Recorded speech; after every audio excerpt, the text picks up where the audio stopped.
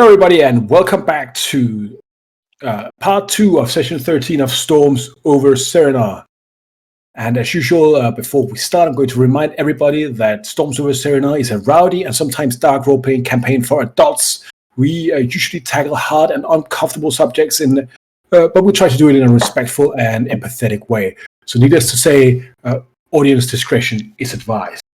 When we last left our heroes, Theus has woken up and talked about his past.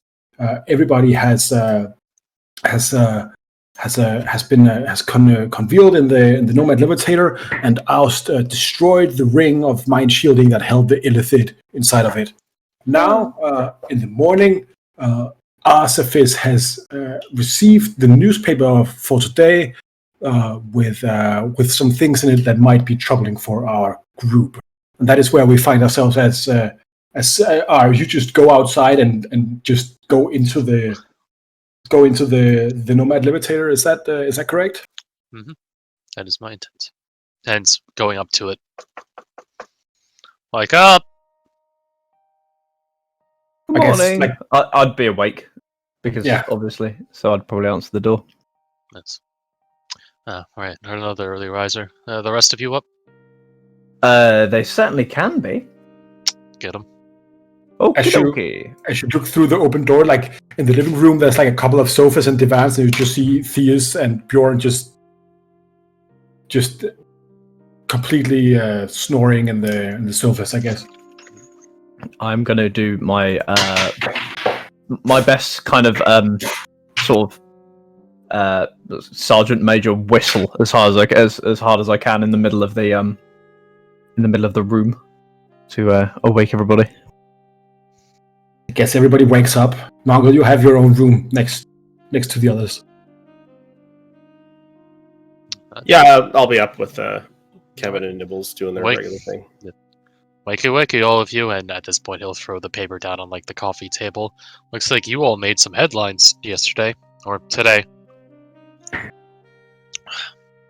First took that long.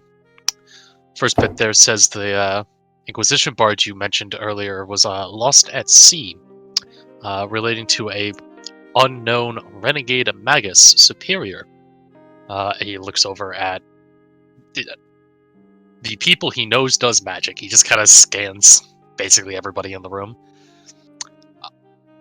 I don't particularly care who that is referring to specifically, but so one of you said something about disguises yesterday, and I think that is more apt than ever. You should hide your faces as best you can. Good.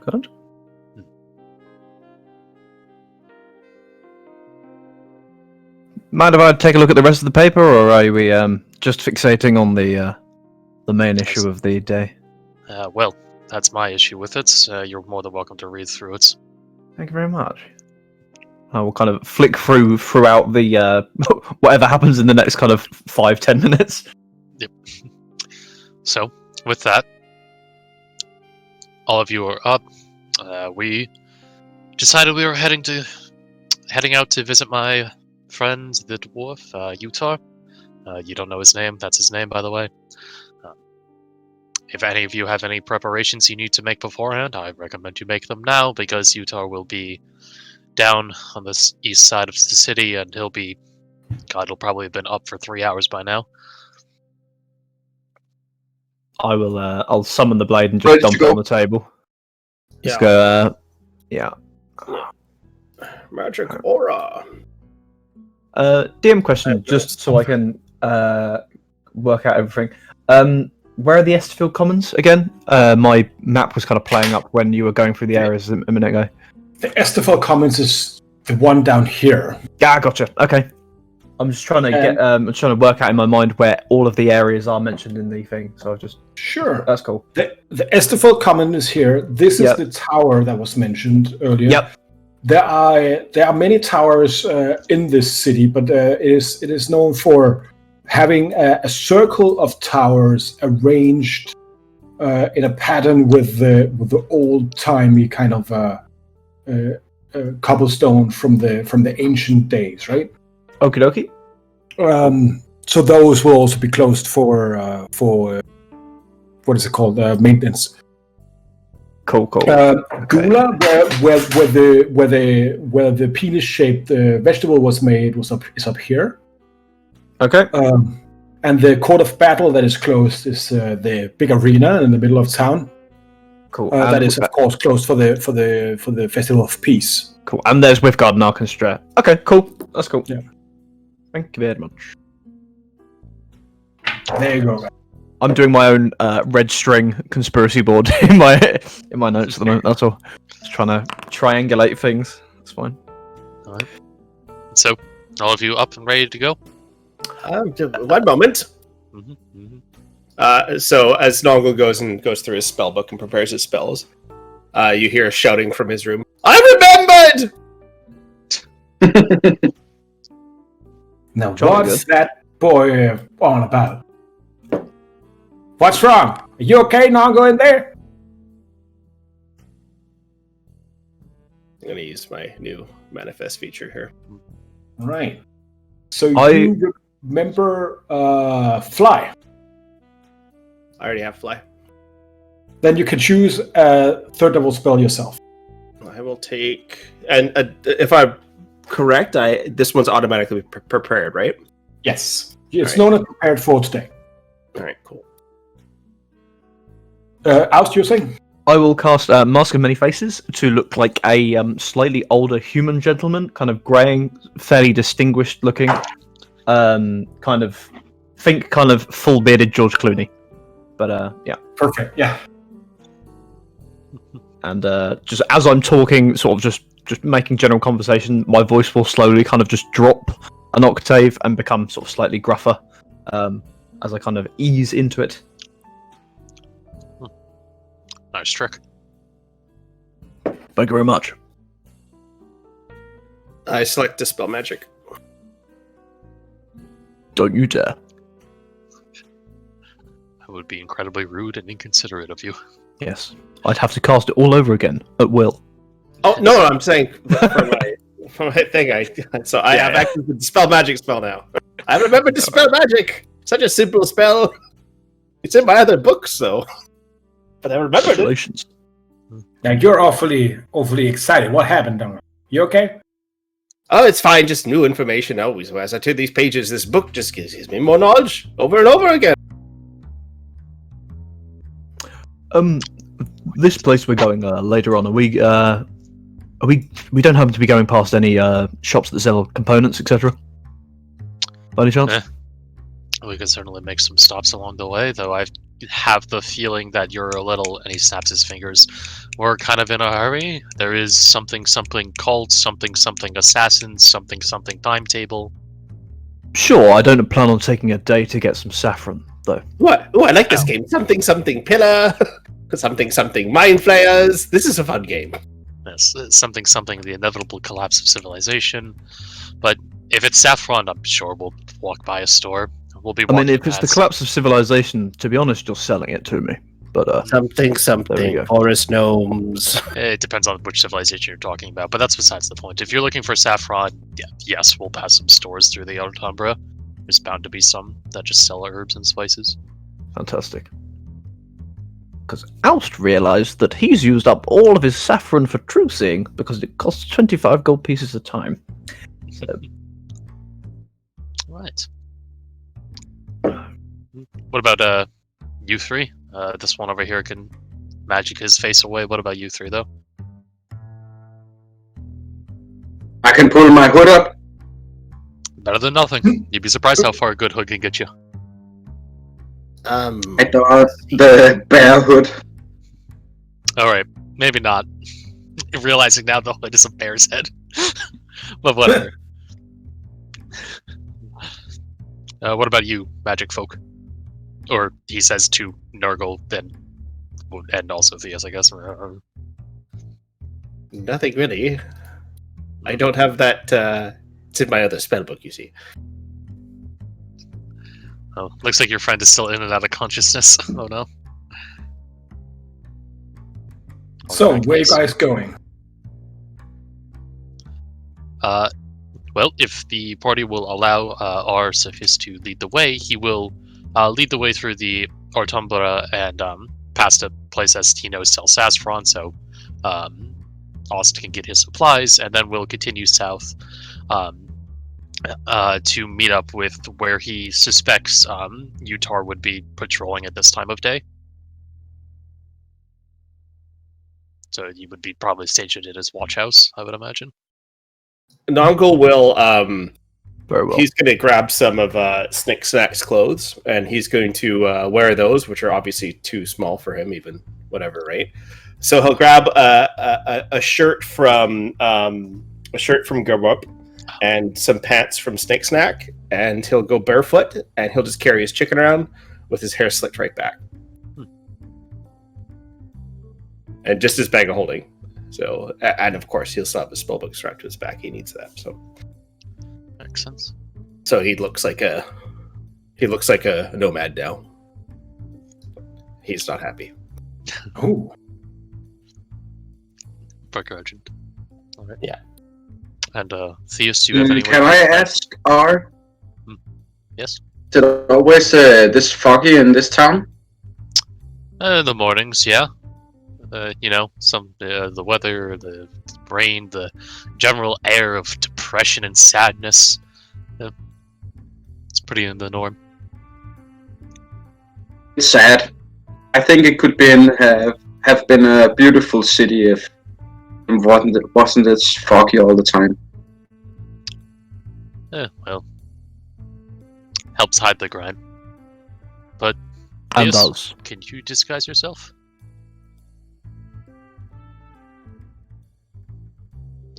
We'll assume Theus is continuing to have internet troubles. Okay, yep. Oh, there he is. Now I'm back again. Alright. Yeah, okay. So, disguising ourselves, right? Yes. Yeah, I can disguise myself, I'm fine. Also, for this, before everyone goes off, I want to inspire and leader everybody. And I play a little tune and say, what can I say except you're welcome to join us in our little game. It's time to roleplay, so stay, you're welcome. I'm just your ordinary assassin bard. And everyone gets, for my inspiring leader, let's see, it was now 12 plus 5, so it's 17 hit points. That's pretty good. Thank you. that is really good. Also, while I remember all of you for the very great scene, you get inspiration. And Theus, I would like you to, as a resource on your sheet, go ahead and write down 1 fate point, please. Alright, 1 fate point. Alright. Sorry, was that was 17 temp? Yeah. Yeah. 17 temp, yes. Cool. I always get temp and the max. I always get the aids and the inspiring leaders mixed up. That's all right. Okie dokie.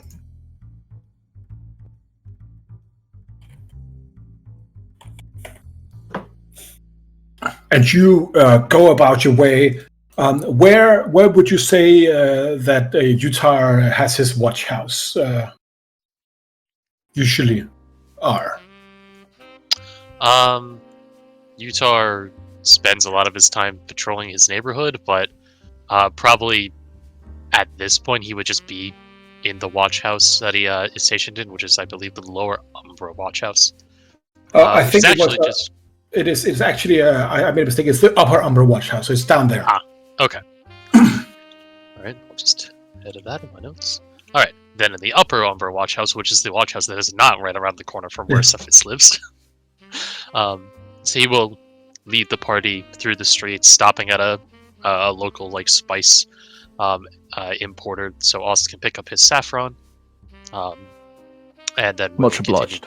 Yes, and then we'll continue down to the upper Umbra watch house, which is the watch house on Umbra Lane, directly across from Inertia, which is the several lawless regions of the city. Hang on.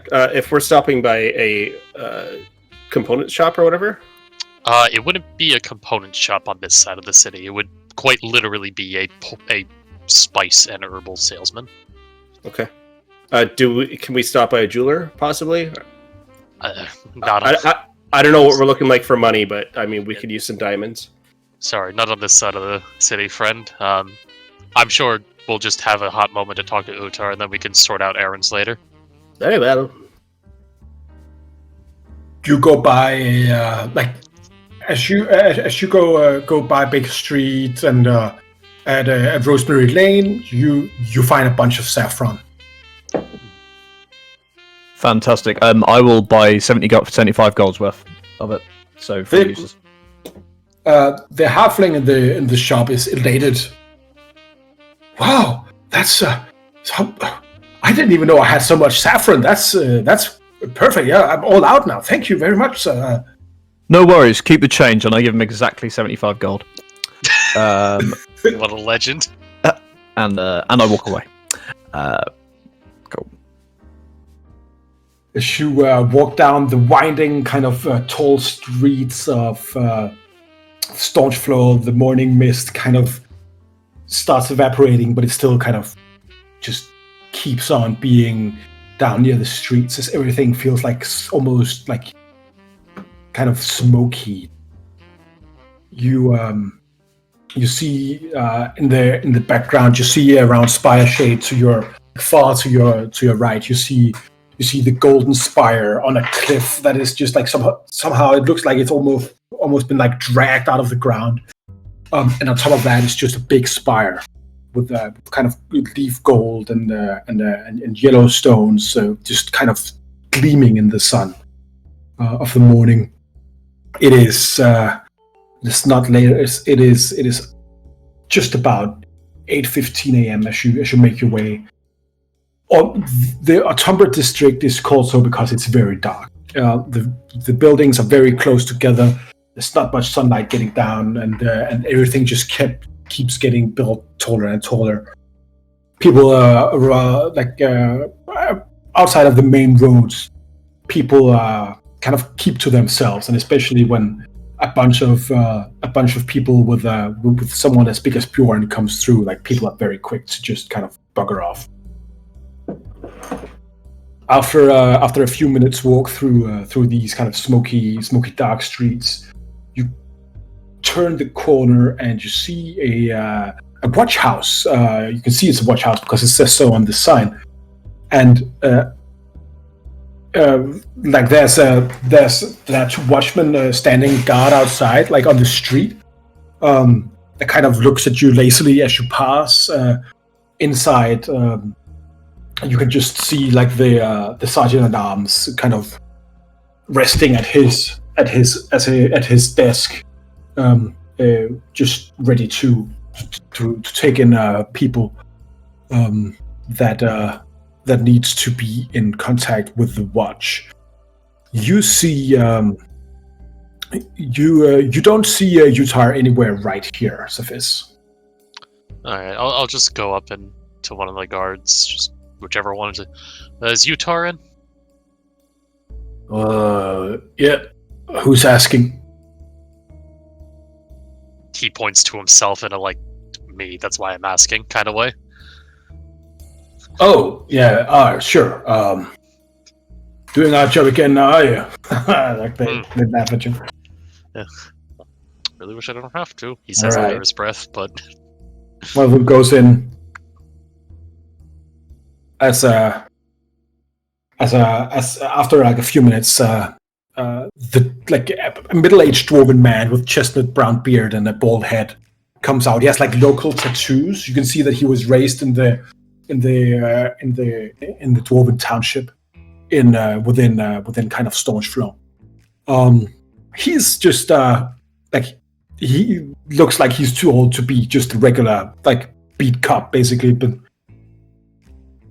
as he comes out, he has his cudgel on his side, and he has his guard staff, and as he just like comes out and says, "All right then, if you don't mind, I'll just be taking a walk around my beat this way here," and he just starts to walk down the street and taking a ride out on Umbra Avenue. all right, I will follow and kind of wave for the others to follow him as well. Well, pleasure to see you, Utah. It's a fine. He sneezes for a second. Morning, I guess you could call it. Yeah, if you can not talk so loud, that'd be great. So, how's the missus? Aran is doing fine enough. That said, well, Utah, not to cut the pleasantry short, and he'll like wave the party a little closer, hopefully, so they're like right up with us, basically as a small little group. You're taking in apprentices now? What's this? Hi. Something somewhere between assistants and clients. Don't worry about them specifically, but Just tell them not to do anything illegal when I'm here, because then I'll have to do my job. Yeah. You all heard that, right? He's just like talking to the party now. We'll do it when you're not looking. It's fine. Perfect. Oh, That said, so these fine gentlemen here are here to ask about a certain series of disappearances that I was hoping you might be clued into a little bit, as a lot of them have been kind of, and Savage just kind of makes this motion, like pointing in a circle around him in the area. A lot of kids going missing, girls specifically, somewhere in the young child range of about 11. Just the other day, there was the Proud Bottom's daughter that went missing. Oh, the Proud Bottoms. Yeah, they have a daughter attending the Modesty School down up on Rosemary Lane, right? Mm-hmm. Yeah, I actually saw her day before last, I think. Going not directly home. I think she went down Pulling out a notepad and writing this towards down furiously. Umbra, I think.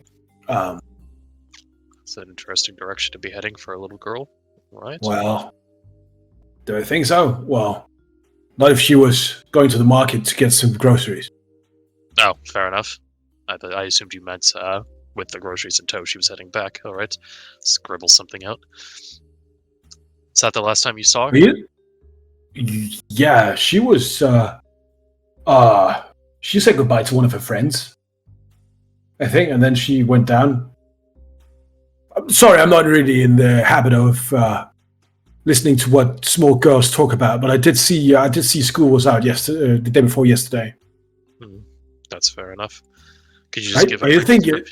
You think she's been taken, or? Oh, absolutely. I wouldn't have brought her up. At this point, stuff is kind of whispers a little bit quieter. To be clear, the Proud Bottoms hired me to find her, hence why I'm here asking you about her. I see. He looks like worried for a second as he stops and looks at the rest of you. What do you, all of you, care about this halfling girl? Always money in it. He looks like skeptically at you. What? Always money in finding missing people. Oh, well. At the very least. I'll just stare at Nibbles and say a gnomish nursery rhyme. In gnomish. I think what my confused compatriots are trying to say is that they are also on a case of sorts that seems to be tied to the disappearance of the Proud Bottom girl. Oh, well. All right, I'll put down a report with her missing then. Thank you for letting me know. We'll have a look at it.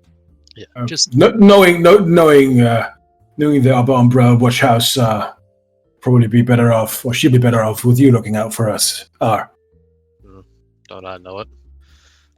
You gotta like size in a little like sad tone, but all right. Finishes writing a few things down. And could you describe that friend that you saw her walk away from?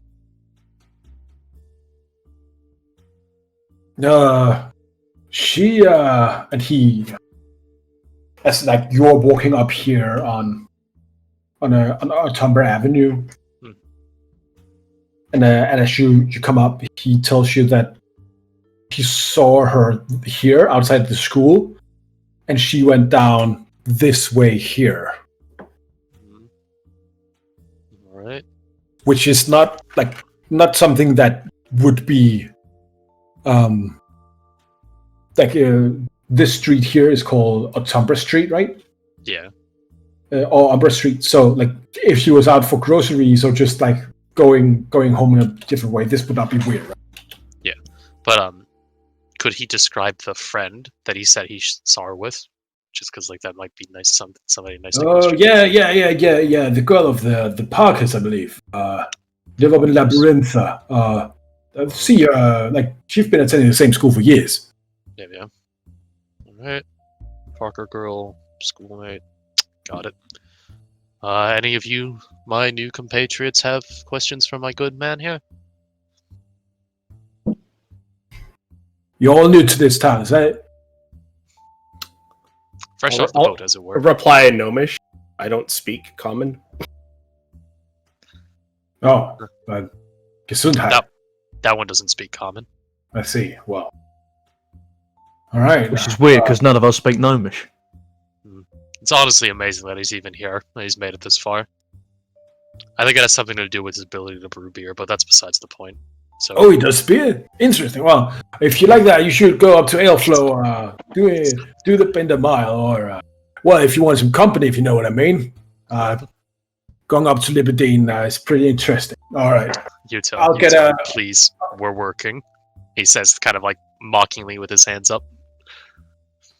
Well, I'm not one to judge, am I? Fair enough. Can I ask something? Yep. Go ahead. What is it that you aren't telling us right now? What is it you think is mysterious and don't think you can convey to? Can you tell me just met? what Bjorn's look like? Like, what does Bjorn look like right now? Exactly like he always does, but now he has his hood up. Well, to be completely honest, there's a 7 feet tall man in front of me wearing what looks like a polar bear pelt of some kind, and I'm being, one could say, modest by not asking my old friend here about it. So I'll just let you on your business, my good man. I assure you, they're good folk, Utar. No. Yeah, I guess now, but well, it's not every day of the week you see a bunch of widows just walking along. Sorry, he says at you, Oz. Can I make an insight check to see if he truly is holding anything back, or like if he thinks, like, not the way he thinks they're a threat, he's just like he's holding anything back from us specifically rather than just holding things back? Yeah, go ahead. Insight. This one. We'll see how quickly this comes through. I did click it, but That's some lag on your part, huh? I'm having an absolute mare today with Foundry. Got an 11 there. 11. Okay, it's not ideal. You don't really get the feeling that he's trying to hide anything from you. Okay. You don't find him especially convincing either. It seems like he's genuinely kind of worried about the child, but it doesn't seem like this is a guy that has survived this long being a cop by not sticking his nose too deep in things that a normal beat cop shouldn't be sticking his nose into. Okay, and also the other girl that the suspect in question, not the suspect, the victim in question was seen with. Does that name ring a bell? I suppose I'm kind of saying this on R's behalf because he's the only person that would know of it. Is that a name that has come up in other missing persons reports? Could you repeat the name? I didn't quite hear it. The Parker girl. Yeah, okay. Cynthia, I think. No. No, you can go ahead and have a look at it. No, I just recognized her. No, here at Umbra Labyrintha. We people, we know each other. Gula too. We're good workers here. We try to keep away from inertia and away from the weirdos at Gravel Site, but it's I'm pretty sure I would have heard if she was gone. But then again, I just heard about Poppy, eh?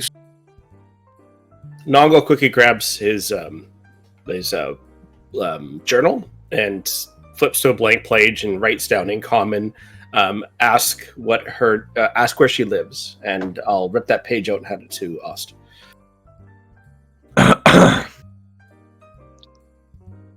No asks right. where she lives. He could write in Yeah. common. It's really weird. Kicks in the head by a mule. You're blowing my cover.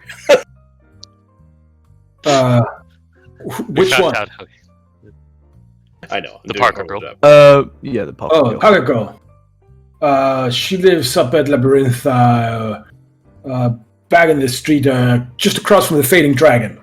I know the place, yeah. Alright. Hmm. Just writing some more down. Notepad. Alright. Any other questions for my good man here? Guy just like looks around to the party. Not from me. Nongal starts clucking in Gnomish. That's not even words, as far as I can tell. That's just noise. You're just imitating a chicken at this point. As I said, Alright. kicks in the head by a mule twice. Hmm. Does these things to a man. It's kind of insane, really. That said, I do have one more question for you, Utar. You heard about... Oh. That's the disconnect shuffle. There we go. Really is. We're all back. Alright, is everybody back? There you go. Roar? Jonas?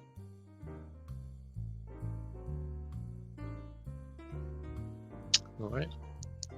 Apparently our friends in the EU are just having internet trouble.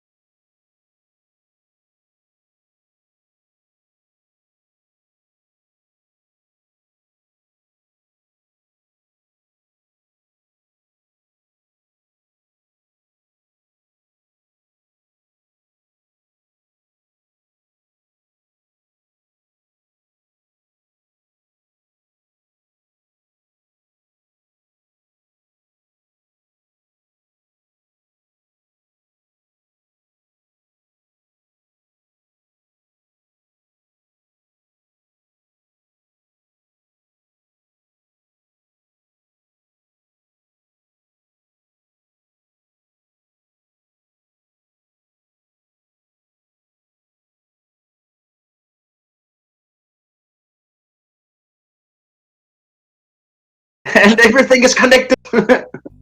Yeah. No, I mean, like, it might unironically be because, like, Reddit has been, like, having, like, specifically the Discords tied to the Reddits that have been, like, going fucking nuts the last, like, day or two, have just been drawing in so many people that the servers have been maxed out. So, like, Discord might actually just be like, oh shit, what do we do? Oh shit. Yeah, and there are also Reddits going crazy driving stocks around, so it's pretty interesting. Yeah. Yeah. You know? It's well, it's not part of this Twitch stream, but something that could be cool. Yeah, it is something that is happening that may have inadvertently caused a disruption in our stream, which is fascinating. Yes, it is because of all the conspiracy theories, right? Mm-hmm. Alright, Yes. guys. Alright, so... is Leon back? I don't think so, Leon. Oh, he is not. Well, to be fair, his internet might actually just be broken on the norm. Yeah, I'll blame Leon. It's a conspiracy. Yep. All right, I guess we'll just continue on as this dwarf been asking him about the girl, right? Yeah. So we just So we just asked where the Parker girl lives. We got the location. Asked if there was any more questions, and then I had a follow-up question. I wanted to ask Utar if he had heard anything about this, like these gang violence incidents from yesterday, the ones that were mentioned in the paper, specifically, like the ones with the explosions. Was that anything of note, or was that just the normal stuff? Yeah, well, probably normal stuff, I'll say. I haven't heard anything. Like, top brass is still like, just don't go into the comments, you'll be alright. Yeah, fair enough. I think that's how we're feeling. If you're asking me, gang war is going out. Some of the, I think that what is the name of that gnome one? Might be doing interesting things, but yeah, but who knows? I'm fuck by now. Yeah. Ooh. Do I recognize this name? He doesn't mention a name. He just says that gnome. Mm-hmm. I know of a she's a piece of work. Well, if you were to ask in common and not gnomish, Harv might fail to tell you things about her. Yeah, we'll ask you when we're done here. Yeah, fair. Right, gentlemen, I'm going to take a right up here. You can keep company if you want to, but there's got work to do. Or you're Have really a nice robot-y. day, Utah. Yeah. Oh, have a nice alright. day, Utah. You too. Maybe just want to refresh Discord real quick. Yeah, I now might it's green recommend. again. Yeah, I might you're good recommend now. just taking off the cams, because I know that does eat up like Discord's ability to be alive. Yeah, Just for If now, you- if you because take off- Discord seems to be a little nuts. Yeah. There may be some still ongoing Europe side stuff, because mine is going in and Yeah. out like nobody's business as well. Hmm. So Yeah, same. okay, cool. Yep. Welcome back, Theus. Okay. All right, we did it. If we keep experiencing issues, we will go to the West Marches server Tanner. Can you just Alright. invite people if that happens? Yes, chat. For now, just while we still have everybody together, more or less. Arsif so Utar, walks off on his patrol, going to do whatever he does.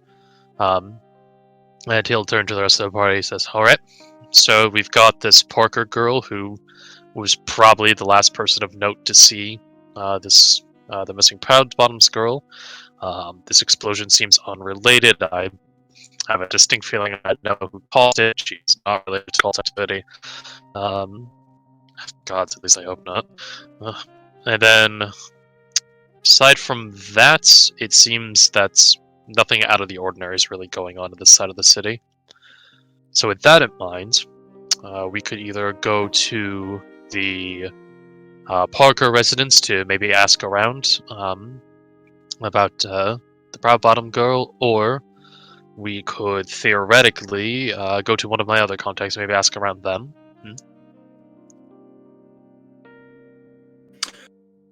Seems like a good place as any to start. I feel like we should start a couple of plates spinning before we move on to the next part, in my opinion. She's a small girl. I doubt she's going anywhere unless she disappears herself. Fair enough. It's more, her parents I'm probably worried about, but that's besides the fact, I suppose.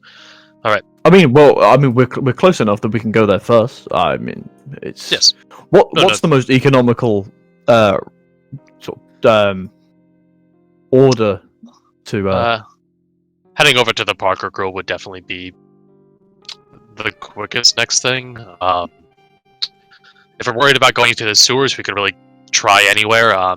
Finding my contact will be a bit of a hassle. He tends to pop in and out all over the place. If we're looking to talk to my academic friend, she's in the Archive Verteris University, which is mid-south side of the city. You can't miss it. It's huge. That's near the Eric Tower, correct? It is. Or on the way? It's on the way. It's in the same major city block, but just a little north and east of it. Same block. I wouldn't mind investigating there. It's with everything going on, a construction floor seems like an awfully vague excuse for something going on. Yes, so I was could be inclined related. to believe that. Yes. And then who was it? The sewers, and we already talked to Utah. Alright. So, group, do we want to go and talk to this Parker girl really quickly, or do we want to just head over to the academia now? Are we still? My vote is I- Parker go first. Are we still in front of this other guy, or? No, he I wouldn't- left. It's great. Well, if we're tracking down this girl, I mean, if we get some of her belongings, I might be able to track her magically. But seeing what kind of dangers we're walking into, I'd rather be resourceful in my spell usage. Same for the sewer gentleman. I'm sure Mr. Nongle here could track him down with enough assistance, shall we say. Of course. Oh, fair enough. You'd be All surprised prepared. at Got why. my scrying glass inside my bag of holding. Should be fine. Alright. Well then, I suppose the Parker girl. Also, he pauses for a moment. Nurgle, right, Nurgle. You said you had... you looked like you had a question or something when the gnome girl popped... when the Utah and I were talking about the gnome woman. Yes, where she was heading, and I just need a belonging of hers. It would help her with the device itself, seeing as I have very little information on the woman. Oh, no, I feel like there's been a slight miscommunication here. No, I don't mean the Parker girl. I mean the gnome woman that may have caused those explosions. You looked like you were curious about her. Oh, right. What's her name? Her name is Opa Reese. And magic user? Maybe, but if she is, it's coincidental. She's an alchemist by trade and also a gang leader. Gang leader? Mm-hmm. She has her own little gang of, she calls them the sick Ephites. So, I see. So we're probably not in my circles, right? Go ahead and give me a raw intelligence check. Intelligence? Sure. From that assessment, 14. am I to believe that she deals with the trade of perhaps somewhat illicit alchemical goods? yes, she's a drug dealer, and in fact, she makes her own supply. Interesting. She also makes money of her own animals. Good. Last, Noggle, you never heard anybody of that name. Sorry, go ahead. Last major drug she had, it was really popular among the elves and whatnot, but it, he kinda like leans in, it was a little kind of poison to halflings and humans, so naturally she was pursued by the guard. And She's nothing if not resourceful. Let me tell you. Raw, considering this was particularly elf-based, would I recognize this drug? Just generally through, like, anecdotally, especially considering my previous sojourn into Staunch Relay. Give me just a straight up luck roll. Let's see. Okay. D20. Which will now wait a couple of minutes. Fucking 9, of course it is. 9. No, nine is fine. You get a flashback to the last time you were in Staunch Flow. You remember all of the nights kind of meshed together into one. You don't really remember precisely where you were, but you remember meeting a kobold out as you're having a piss, and you buy a kind of it's like a small perfume vial. And as you spray yourself in the head, then you just have the craziest fucking night out, right? Okay. For the rest of the day, just ongoing, I'd like to keep an eye out for anybody who might be selling this kind of drug. Sure. Cool. If you do find the drug and she is indeed the one that creates it, well, possibly I could use that as well. Also true. I wasn't necessarily going to use it for a good time, put it that way. That's. I think. Well, please keep some if you'd like. I don't have anything against someone. I mean, yeah, I'd not right now. We're in the middle of something. No. But let's say a rainy day on both counts. Perfect. Hopefully we get one of those one of these days. She barking up her dream might not be the best bet. She's, shall we say, very independent woman. She doesn't tend to play nice with others. She has enemies this side of take a pick. Interesting. As long as this conversation's going on, and as we're walking around and talking to people or whatever, you can see that Nongul's definitely fiddling with Nibbles a little bit. Theus, can you make me a perception check? Wait a second. I currently have a little bit of problem understanding you all just because of my connection issues. But yeah, I will get my perception check. I just try to get some option done here.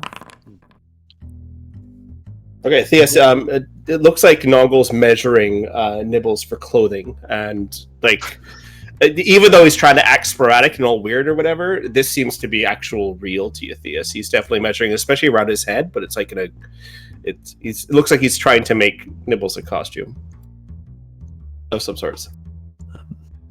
Mr. Safis, if you wouldn't... Sorry, come. Nongul, do you need some help for Nibbles' costume?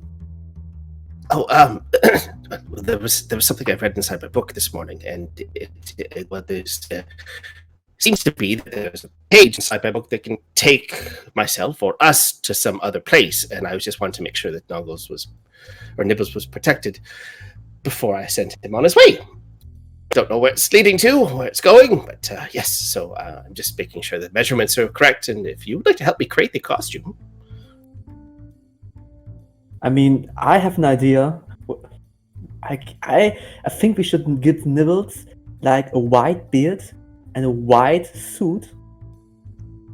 And oh god, I have a perfect idea for a costume for Nibbles.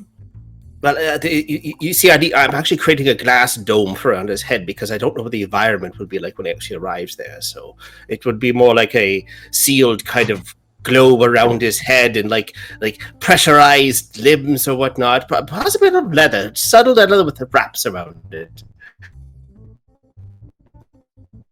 If you need wait, are you just describing a gimp suit for Nibble? So out of character spacesuit. Okay, good. I just had this weird image in my head with the glass bowl and leather suit. Wait, what? Do I pick up any of this conversation as you're discussing? Yeah, as soon as he's talking about it, yeah, absolutely. If you need any, meltable powder, sand, glass kind of stuff, then let me know.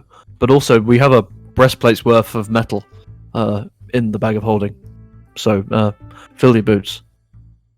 There. If you could grind me up some of that powder or whatnot, I could fabricate that into something for him. I mean, just walk behind me, to be quite honest. It's true, like fairy.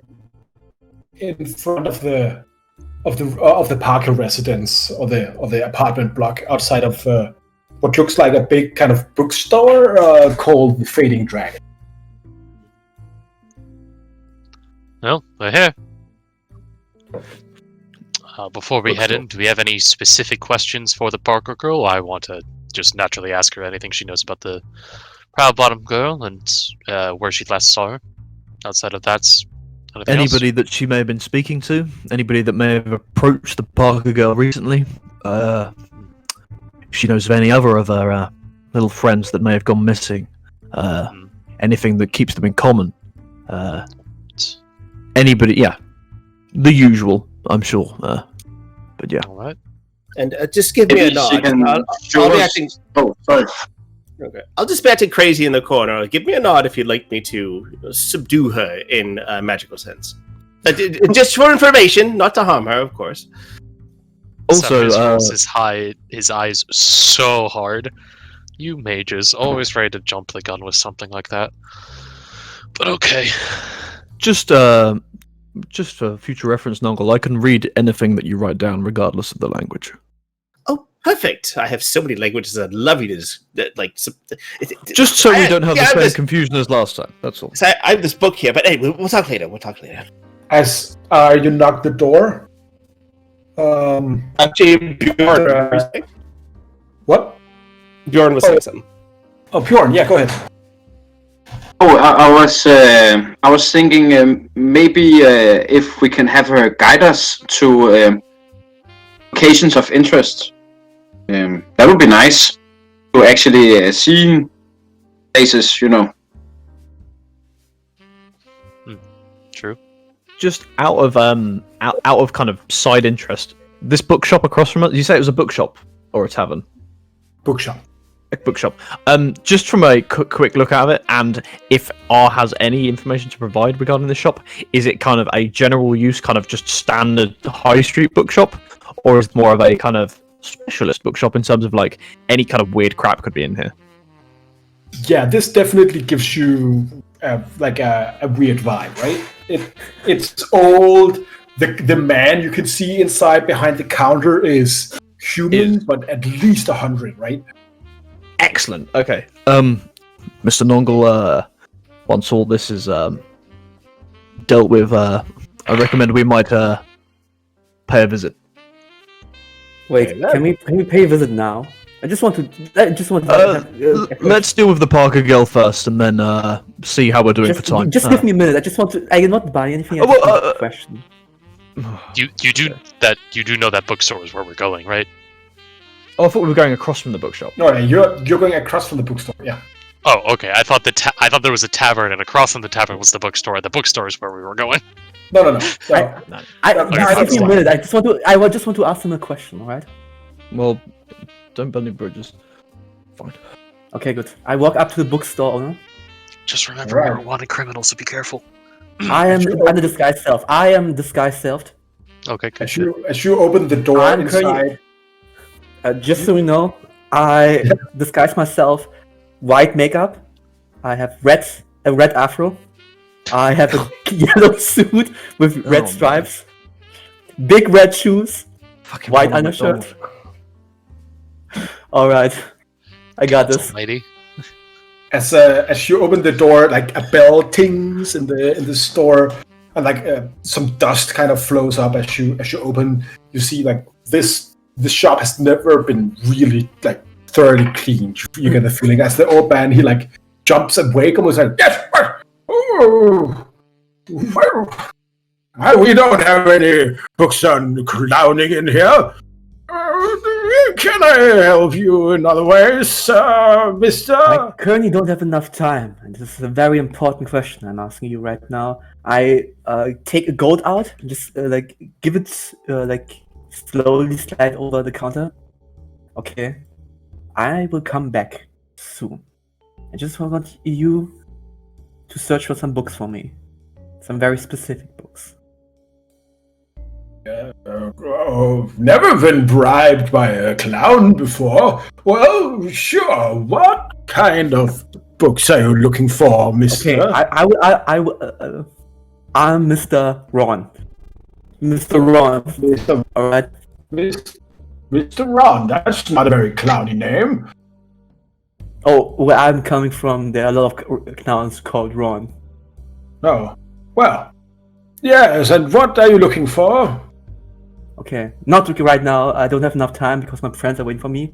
But I will come back here, and as soon as I come back, I want a stack of smut. Just the best smut that you have. So, like, pornography? Something like that. Oh, okay. I should Okay, leave. see ya then. I should leave. You can And I just leave the hear.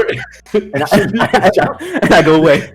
You just hear under his breath, he said, "I knew it! I knew it!" As you go out. Cloud runs Welcome into the back. shop, looks for porn.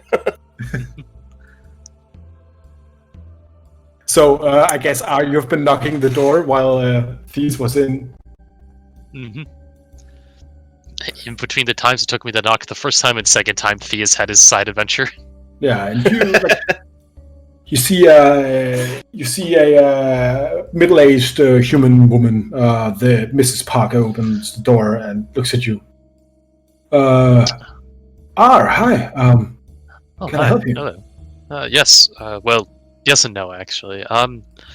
You see, I'm looking into a certain disappearance, and I was hoping I could speak briefly with your daughter, with you present, of course, if you want to be. She might have Sure. seen. I've gotten word that she might have seen something that could help. Oh, Cynthia? Yeah, sure. All right, and like she goes into the apartment. After a second, she comes out with her daughter. All right. Hi. Hello, Cynthia. And Cephas will, assuming they're still just kind of like out on the porch asking these questions, Cephas will crouch down to look the girl eye level. Hi, Cynthia. I'm here to ask you a couple questions about your friend. And what was the brown bottom girl's first name again? Poppy. Poppy. Okay, let me just write that down because I keep forgetting as I'm on. All right. So with that, your friend Poppy. A couple days ago, you were talking to her after school. She, to my knowledge, went to the market to go pick up some groceries. Do you remember that day? Oh, yeah. Is that why she wasn't in school to yesterday, or? Something like that. Yeah. So I was hoping, when you parted with her for the day, did you see anything out of the ordinary? Was she acting strange? Did you see anybody strange? No, she just went down towards the Umbra Square to get groceries.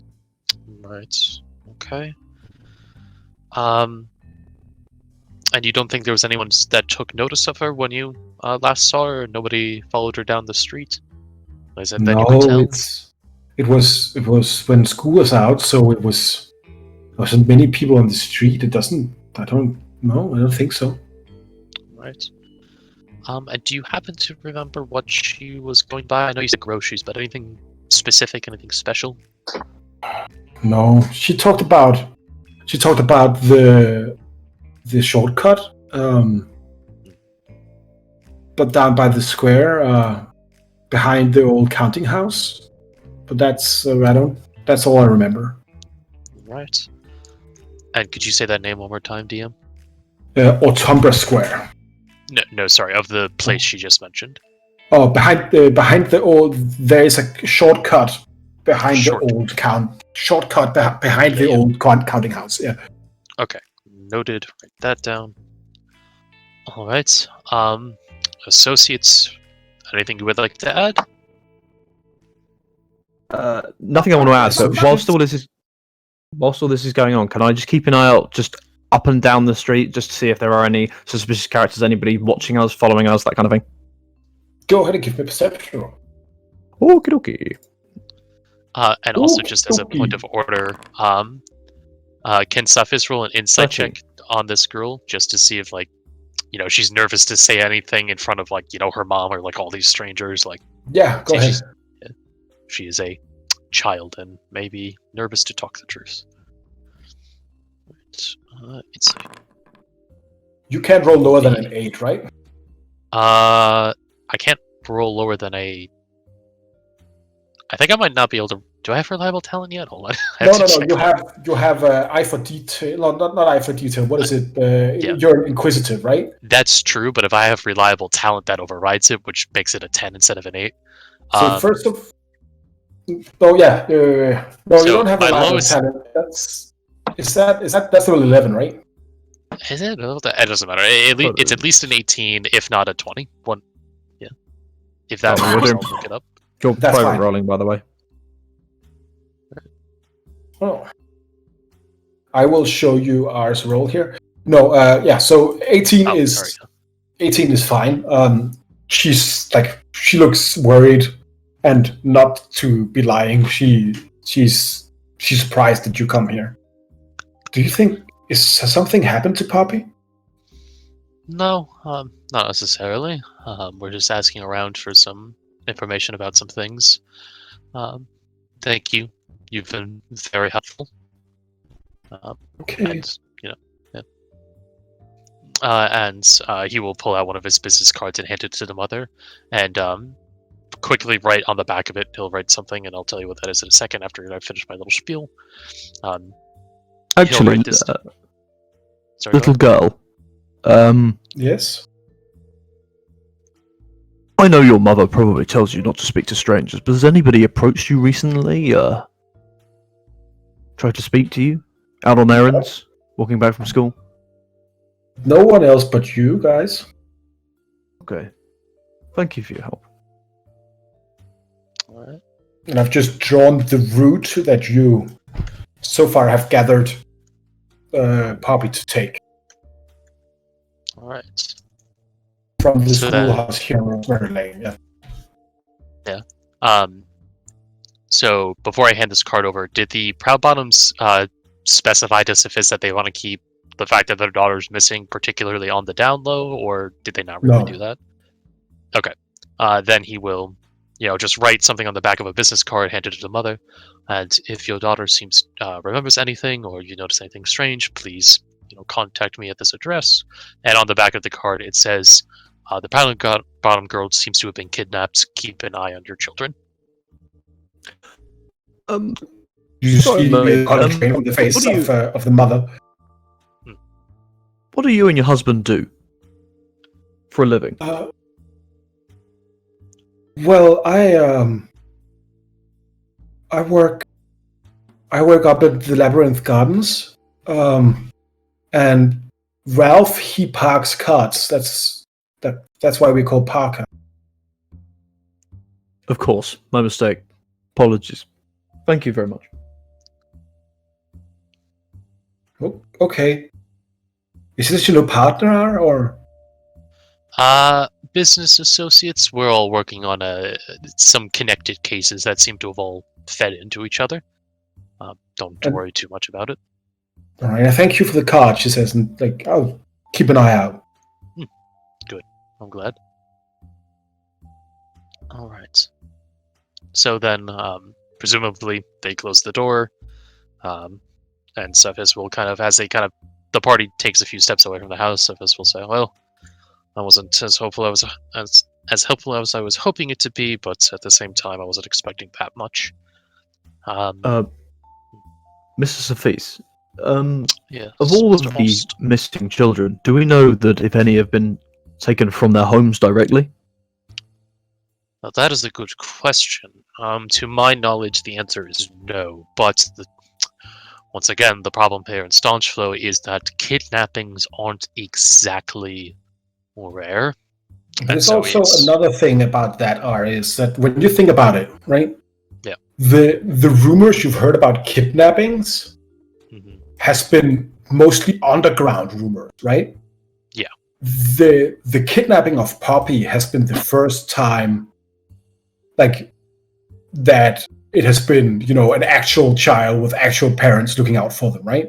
Right, yeah. And so to kind of follow that point up, yeah, it's kidnappings aren't exactly uncommon in this city, and more to the point, a lot of them seem to have been either children that, well, quite frankly, were destitute orphans, or were living in inertia, the lawless slums, and Well, you don't really report crimes there because there's nobody to report them to. If you catch my meaning, which I hope so because it was very pointed and literal. Good to know. Well, So maybe they are desperate to have more children in if they are not that undercover anymore. Not only using children from the underground. So this puppy, it could be an opportunity. It could be where they have made their first mistakes and not covered their tracks good enough. I think we should check out the shortcut. I agree, and that is a very good point, Mr. Bjorn. Maybe they did make a mistake here, maybe they are running out of time. Before we do that, if you would indulge me for a second, I want to, and believe me, I do this on purely this business. I want to just check with the bookkeeper. He has a good view of this house. I just want to check the Parker girl was possibly a potential target also. Alright, so go ahead, I won't stop you. And I will, looking like a normal person rather than a clown, walk into the bookshop. And kind of sort of take the briefest of look along the shelves, kind of stopping like I'm looking, but like it's quite obvious that I'm just basically beelining for the till, but just trying to look natural, and then go up to the owner. You see the old man is standing with like a kind of like a magnifying glass as he's trying to look through some books. It looks like biology with like lots of pictures of animals mating. Right. He looks up. Hello. Good morning. You're not that clown, are you? Not when I was last checking. Yes. Can I help you, sir? Yeah, you work in this shop full time. Is that correct? Yes, I've been working here for decades, actually. Excellent. Well, I'm only interested in the last couple of weeks. Okay. See that house across the road? Do you know the occupants? Well, the Parkers. Sometimes I've spoken to them. Sometimes the children will chime a doorbell. It's much infuriating. I know the feeling. I hate children too. Finally, someone else. Have you seen anybody? They're never really quiet or just. Shut up when they're supposed to. They're noisy and they're ill-behaved, and I hate them. But have you seen anybody unsavory, suspicious, hanging around the front of your shop or the front of their house in the last week or so? Couple of weeks? He looks conspiratorially like to the side. Just a few moments ago, a clown came in asking for pornography. Aside from the porn clown, we are aware of him, and we're working on leads regarding him. We're fairly sure he's some kind of pervert like that should not be allowed to go around with good people.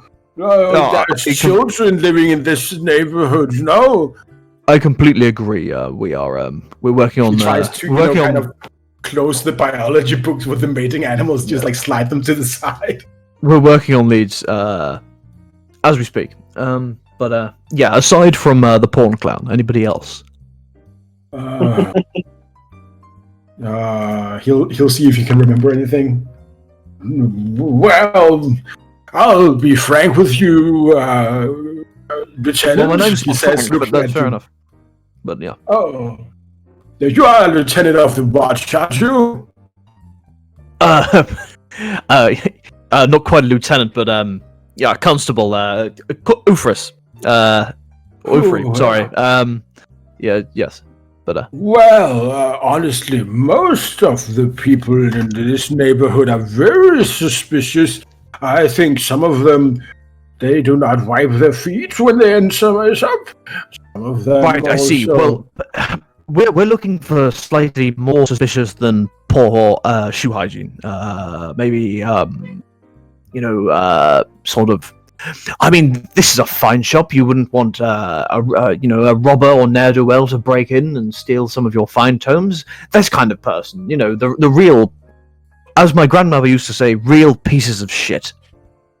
Oh, my, well, Oh, if you put it like that, Constable. No, I'm afraid not. I think there was a bunch of... that Tabaxi man has been around one of the days. I don't trust him. He's not from here. He's a foreigner, maybe from the Isles or I can assure you that Mr. Sophis is one of our finest agents. Oh, well, I know a few Tabaxis myself. Some of them are my friends. No, I don't think I'm. No, only sometimes you get collectors with interesting tastes in old dusty bookshops like mine. Of course. That is all, of course.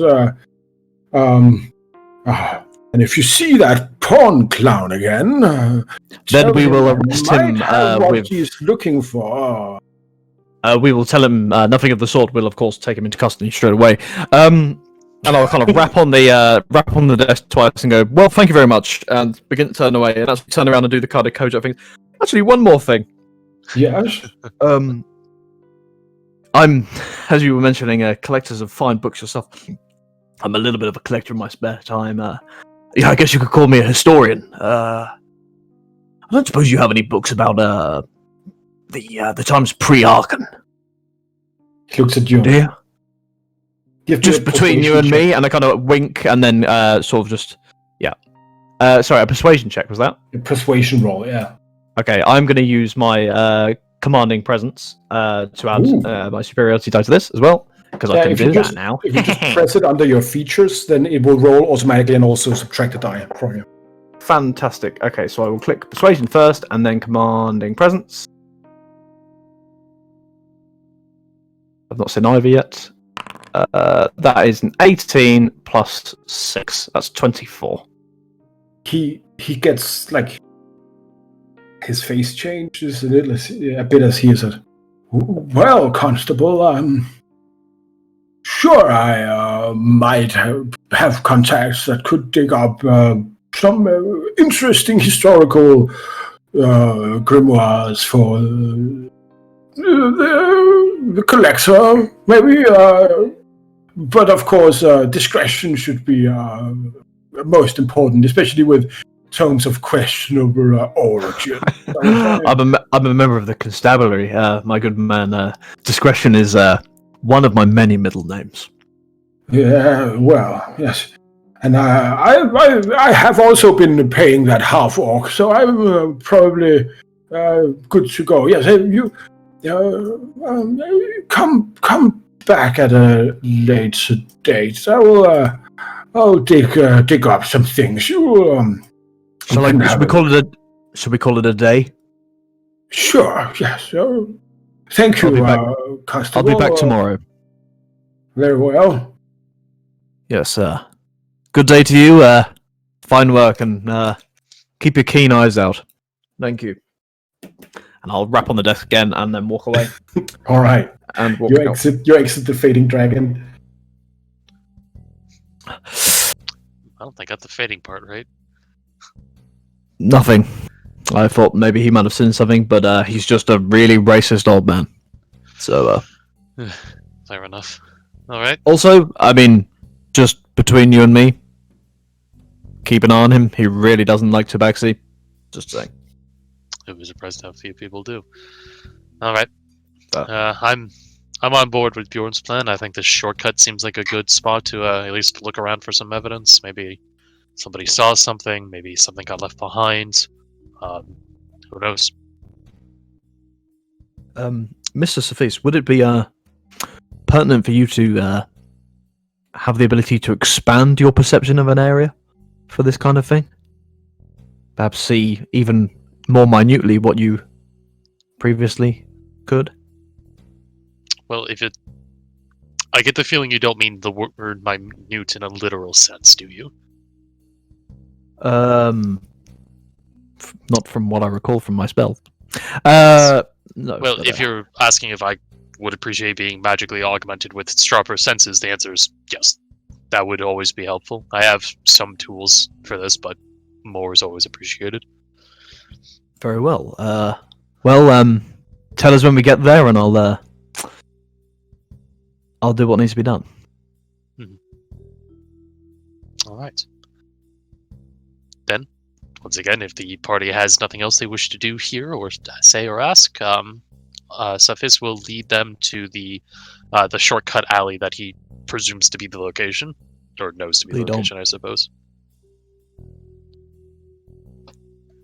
As you follow down the streets, down into Umbra, you get you go to the place where you find or where you think the shortcut is. Go ahead and give me an investigation roll here, R.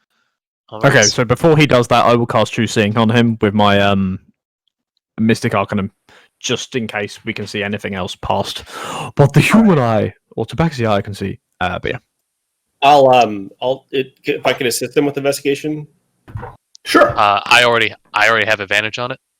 Oh. But so you should, you can look for yourself. If I can look for myself, yeah, absolutely. You can both roll investigation. Right. So I will get a 22 with odds True Seeing. A natural 1 for an 11. Noggle, as you are walking down the kind of the side street, you become very preoccupied as you tread in something that came out of something alive. Ah! Jesus Christ, Nongle, that's such a small foot and such a large vat. Just gasp. I'm spamming precipitation. It's dog shit. It's dog shit. It's a really big dog, right? You As long as it's not rope you shit. get while everybody is looking at Noggle just training a big fucking dog poop. You walk around in this here, and what did you like? It's 2 days ago, right? So a lot of new kind of signifiers could have entered, like all manner of people and creatures have been going through here. But then you see there's like a manhole cover, and it's not all the way closed. And as you kneel down to take a look at it, you see a few blonde hairs being like stuck between the street and the manhole cover. Alright. Well, There's like slightly ajar, right? yeah. Well, it looks like we will be needing to find Meepo at some point. Sufis kind of says absent-mindedly, forgetting that he is in fact with a group of people. Here, take a look at this, he says, kind of lifting up the little tuft of hair and showing it to the party. Little blonde hairs, and they were lodged in that manhole there, telling me that there seems to be the place of, scene of the crime, as they say. I recommend giving those blonde hairs to Mr. Nongle. Yes, Could you see be, some kind of magic ability in yes. that regard. Here you go, my short friend. There's poo on my shoe! I think I'll hold on to him until he's focused again. Sorry. Fair. Very good. Alright, that was very quick. Alright, here you go. Yes, well, we can... That is an option. You said, well, we now have a piece of her, which I imagine counts as a piece associated with her. So we can follow that lead. I would not, however, recommend pursuing her into the sewers without a guide. They are maze-like in the best of places, and that's coming from somebody who has spent a disproportionate amount of the last few years of his life in them. Well, I'm sure you know someone that can guide us through there, if needs be, but let's find out where she is first. Yes. Do we have a means of communicating or finding said guide? I know a couple of the spots he usually comes up. He's what we call in the city a runner, for one of the underground tribes. He's a kobold who comes up and occasionally procures goods for his tribe that cannot be produced below ground. Sometimes he even does them legally, he says, as a matter of fact. Interesting. But typically it's snatching things out of trash bins or something along that line. More or less harmless thievery. I know it should be easier. Usual Should be easy to persuade him with actual real currency or somewhat. Yes, certainly. A couple, give him a dagger, he'll take you a mile, something like that. He is a bit of a coward.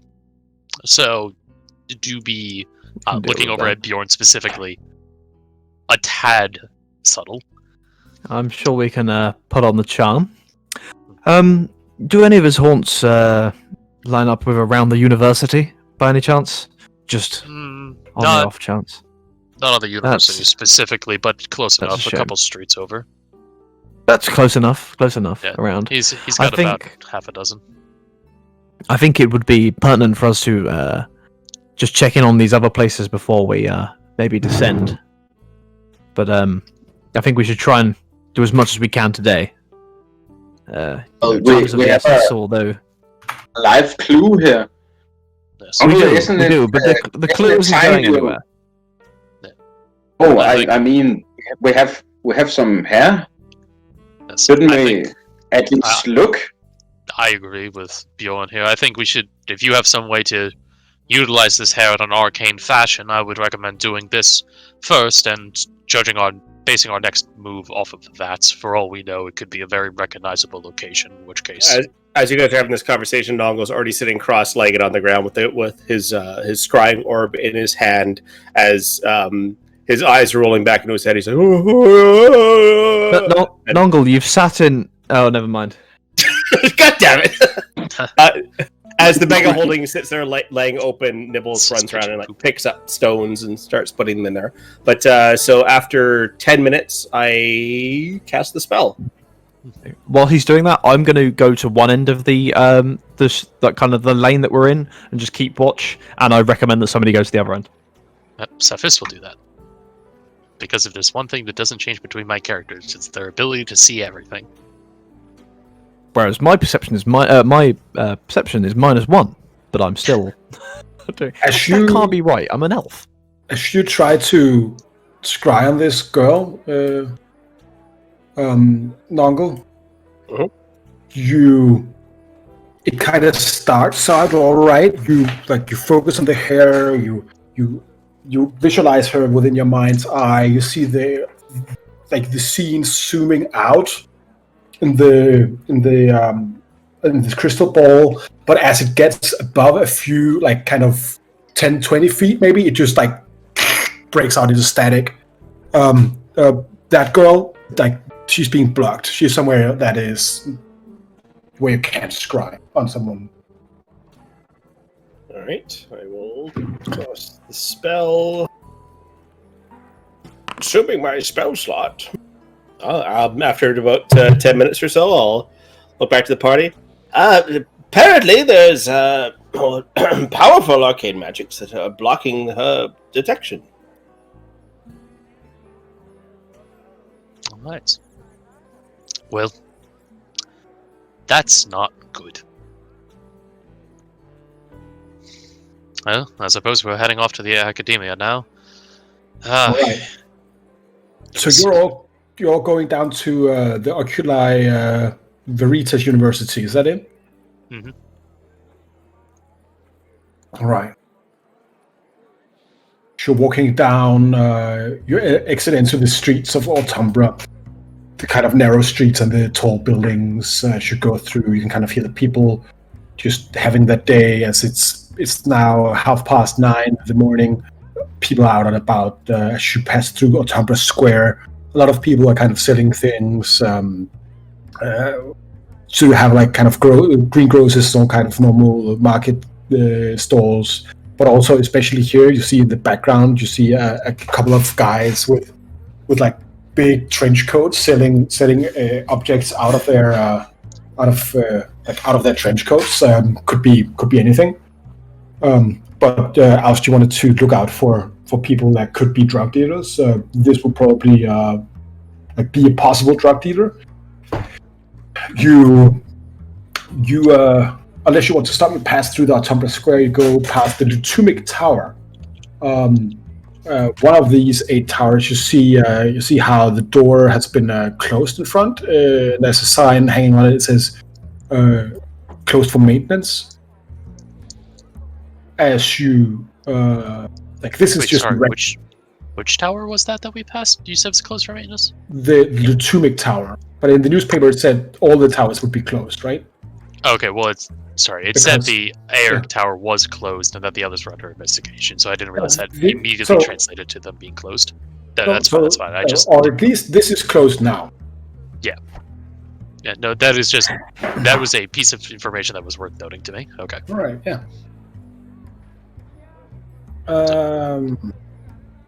You pass Morin Yard with the big, there's kind of a stone pillar in the middle, 3 springs, and you see the headquarters of the watch. The Morin Yard headquarters, almost like a little fort in there. You see a bunch of guards kind of patrolling here. These are more well polished, kind of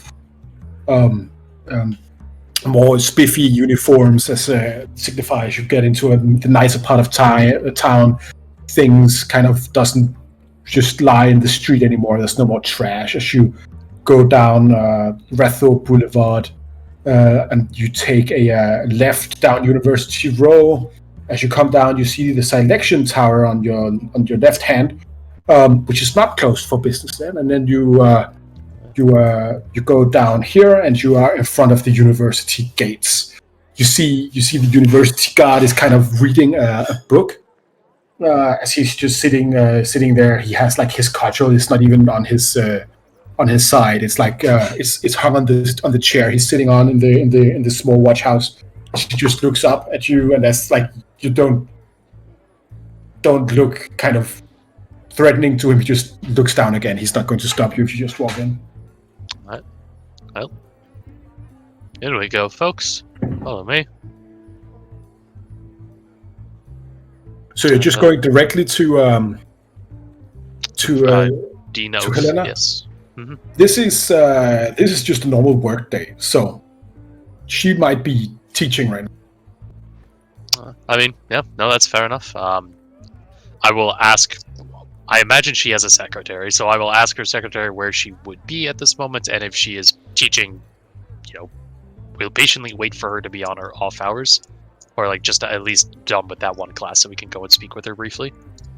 Oh, yes, you find her office. She has a young half-elven woman sitting. Oh, yes, Professor Oath is teaching right now her morning class on the history of Stormflow. Well, if you want to, you can have a seat in the lecture hall. It is free of charge, as you might know. So, otherwise, if you stay here, she'll be right back. Business associates of hers, I assume.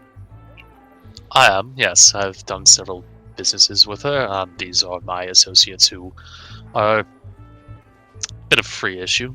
Aside from that, yes, we will wait here. I think he says, kind of looking to the party. I'd quite like to sit on the lecture if that's okay. And I kind of turn aside, Mr. Nongle. The guilds are across the road. It might be a good place to look for diamonds. Yes, this is actually part of the city I would recommend looking for. More expensive things like jewelry. It's probably not a good idea for me, a wanted wizard, to be looking for the most sought-out wizard components of spells and such. Perhaps Theus and Bjorn could go and try and procure some for you. I'm sure that Theus can get a good deal on some rare stones, and I'm sure never pass up the opportunity for an education. Hey, Nongle? Yeah, and I don't want to leave the university as well. But didn't wish I looked so crazy. Walking in here seems aloof. Well, I can get some diamonds. Sure. You want to come, Theus? Wait a second, I need another disguise for that. And I cast another disguise self, and I will look like a purple dragonborn with a big green spot in front of me. Wide smile. Like the clothing almost goes over into my skin. I have a wide face, wide smile. Very, very friendly looking. For anyone who. Oh my As god. Barney the No. dinosaur. Not like Yes. this. All right. So I look I as got it. friendly I as got it in possible. half a minute, Leon. I got it in half a minute. Immediately. You've kind of beaten me to it, but not on the Barney sort of stage of things. I will kind of dip into. I'm assuming there are some bathrooms in this kind of lobby, or off this lobby. I'm gonna pop in there and I'm gonna come back out dressed as because I can just recast disguise self at will. As a slightly different version of me. This is most sort of looks more like Prax Trickless from before. But yeah, just ready to go. So because of like the guy that I was looking for looks a bit rough to be walking around the university, whereas a high elf is probably going to fit in more, but not the same high elf. So just so I can sit in on this this lecture. And don't worry, I'm not going to ask you to present a whole lecture on the history of Swordsplay. Yeah. Nongo will stay outside and panhandle with Nibbles. Cephas will also dip in and kind of touching the brim of his hat, his clothes will kind of change to look similar to like a higher up student, somebody who's wealthy and has had his way paid by wealthy parents. All right. Wow. So, Oust, R, and Nongle, you're going into a lecture, and then Bjorn and Theus, you're going out to do stupid shit as Barney the dinosaur and his Viking friend. No, Nongle's not going to go into. Yeah, Nongle's not going to the university. He's going to stay outside the university. All right. If you wouldn't mind keeping an eye then, and I'm only a message away. We can get to you fairly quickly, should we need to. Nongle cast message. Yes, only a message away. Exactly. Right. See you in a bit. I don't know why I found this picture, but when you said Barney and Vikings, I had to think about that. And this is Mark. I don't know who. That is actually cursed. I will add this to the stream so people can see the act. Like, I don't know who made this. It's a brilliant actor, like a brilliant artist have made this this picture of Barney the dinosaur as a Viking boat. I have no idea. If you made this, good fucking job. That is the true manifestation of, if you want to find something, it will be on the internet. Isn't it, really? Like, at no point have I ever thought of the words Barney the dinosaur, or like Barney the dinosaur and Vikings in the same sentence. Dragon Boat. And You can think about like Dragon Boat, Barney like it's a dinosaur, Dragon the dinosaur, so kind of similar. Alright. Before we make the scene, Theus, go ahead and remove your inspiration. Okay. I told you No, that's fine. You get a reverse inspiration. You have to take the dice off next time. No, that's fine. This is about the next roll. I got this. It's stupid, man. All right, Bjorn and Theus, you're going down the street towards the Workers' Spire, looking for a shop that might get you diamonds. All right, perfect. All right. Are you talking about anything as you're walking with each other? Yeah. Bjorn, I've made myself look as fitting as possible to you. I mean, this is just like me as a purple dragonborn. It just fits, right? Yeah. I definitely see it. Whereas I actually thought about. And also, I actually thought about something, Theus. all right, tell me your idea. Guys are changing disguises all the time, and it's mighty great. But What? when I don't have a disguise, does it make any sense? If you say anything, you're cutting off.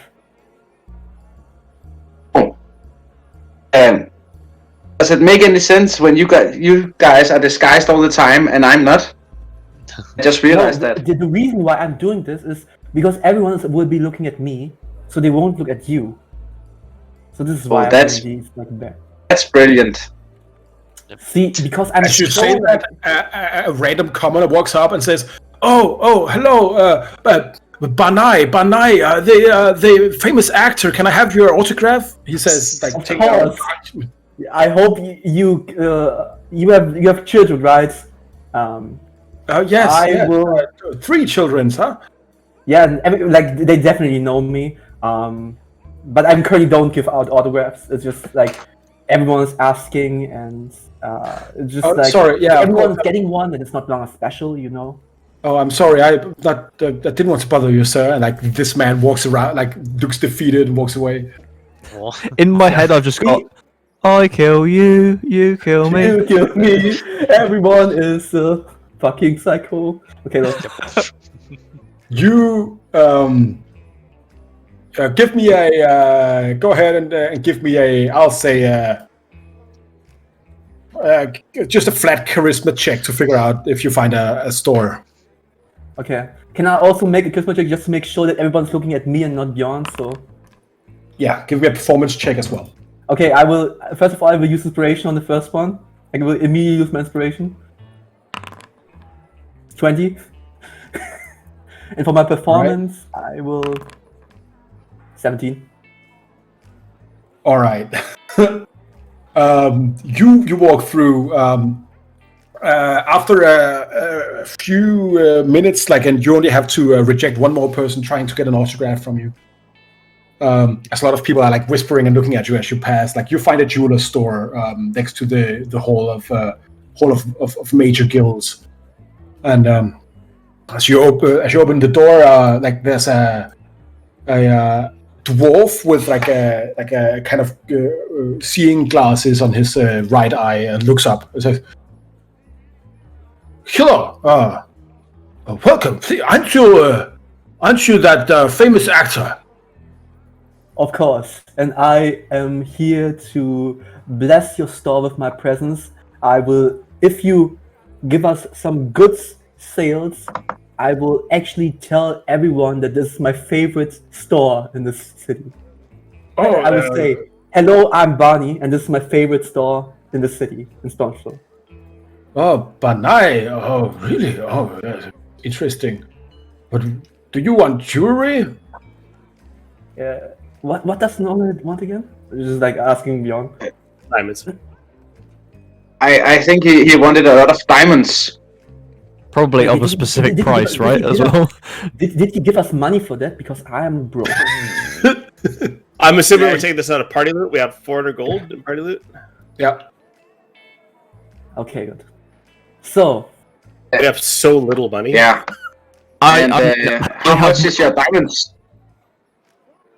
I want Diamonds? to see some high-grade diamonds for you, and I'm sure you can bless us with some good sales, you know, because it's me, Barney. Give me a No. deception with advantage, because this is just no.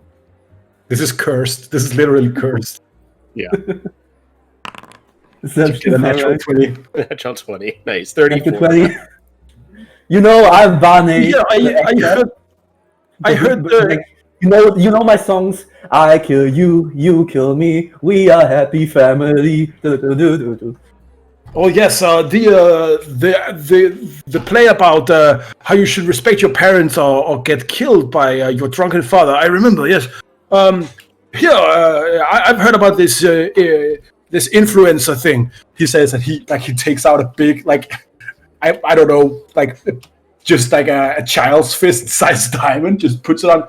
If you can have this, he gets like a metal kind of set to it, and he puts it in, and he puts it on a nice like kind of steel chain, and he gives it to you. I'll give you half of this if you tell everybody about Mr. Marcus's jewelry store. Yeah, I would say this is Barney, and this is my favorite store in Stoneflow, Mr. Marcus. You say that to the newspaper, right? So everybody sees. Mr. Marcus. Mr. Marcus. Yes, that's right. All right, so you get like a 300 gold diamond for 150 gold. All right, nice. All right. Meanwhile, Oust and R, you work your way in through the university grounds into one of the lecture rooms, where you sit down. Like you kind of have to. We're like both disguised as full-on students, so like shorts and flip-flops in the middle of winter, that kind of thing. Yeah. But no, we're very studently, both sitting here. Yeah. and you see an older woman, like in her late 60s. She has like white hair, and she's blind. Both of her eyes are scarred. She wears like simple and stylish robes, and she has like this big albino snake draped around her neck. Okay, and also are obviously still has true seeing up for the next hour. So yeah. I'll let you know if anything stupid happens, right? So you come in, and now I have to pull a history lecture out of my ass. Okay. She reacts to you as you kind of like you kind of try to stealth in, but she like, well, that's quite late for you. Please have a seat. We'll wait. And then she'll just look like she stares at you with her blind eyes until you sit down. Thank you very much. All right. Well, as I was saying, the then king and queen of Stone's Flow, they made a deal with the arch fiend called Mammon, the Lord of Avarice, who, as you will remember from your course material here and page 249, she like pulls down a big image of like a snake with a man's body kind of thing, like the upper body of a man, green demon, like forked tongue, holding like a trident. So the royal family of the old kingdom of Oros, which was the name of Stone's Flow back then, made a pact with the fiend Mammon, who empowered their soldiers and gave all of the royal family of Stone's Flow at that time infernal powers and so on. It was under the Great Embrace that when Arkin had destroyed the Divine Themed Gate and the Braced Over Sky, and they returned to what is today Rathuria and began cleaning up. As you may know, many of the duchies was given out to the comrades of Arkin to serve as kingdoms. Of course, Arquith, or as you remember him, Withgard Arquith, became the king of what was then the Orion Kingdom. So today, as you see, and she pulls down another kind of picture from like a scroll hanging on the wall with like a big kind of like it's just a jet black skull with two red rubies as eyes, and it's like been carved so like a person can sit in it. After banishing the fiend into his own soul, the skull of Mammon became the throne of Withgard Arquith, and now still today is the fiend's throne in Arquith's seat. Of course, we have never been able to do anything about the Hellstone septagram here in the city, but we do our best now. So all of us studying the occult, what do we need to keep in mind when talking about things such as outsiders and otherworldly influences? There's like no one raising their hand. Come on, don't be shy. Anyone? She's just looking out as you see like the snake kind of raises a little bit and smells the air in front of it.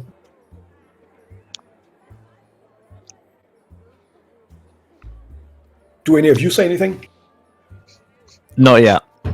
You can message Doggle, he'll tell you everything about it. I want to get a decent idea as to like a vague idea of which creed that she would kind of fall into on the kind of on the Cerenar political square, essentially. But yeah, then she like after like a painful minute goes by as she then says, "Very well." Classic teacher response of, "I asked this question and I'll waste 10 minutes in total silence until somebody says something." No one says anything, and then she's like, "Yes, well, how interesting." Of course, knowledge is half the battle. We live in what is literally thought to be a conduit between the planes, the size of a city. So, of course, we should study it, but we should always be wary about the otherworldly influences looming just within looking at something that we do not understand. So, whereas the Hassanites will say that even contemplating studying something like this is the same as worshipping, I would argue, as would my Ivorid colleagues, that if we do not know what we are fighting, then we might as well give up right away. So, with that said, I would like all of you to read chapters 4 through 6 for next time, especially the parts about the alchemical makeup of the hellstone tiles that you see outside. If you need to analyze them yourself, you can just go out and break off something from the street. Any questions? All right, very well. Class dismissed. I will put up my hand. No, I won't. I'll wait until the end. All right. She silence. Sit down. There was a question. Yes, young man. Yes. Apologies. I'm a late transfer this semester from one of the Californian universities. The soul of Mammon. You said he was bound into his own soul. Where does the soul reside now? Well, there's a simple explanation for that, and she takes out a piece of chalk, and everybody just groans, as she begins to draw. And for 10 minutes, she just explains metaphysics you have no kind of way of understanding.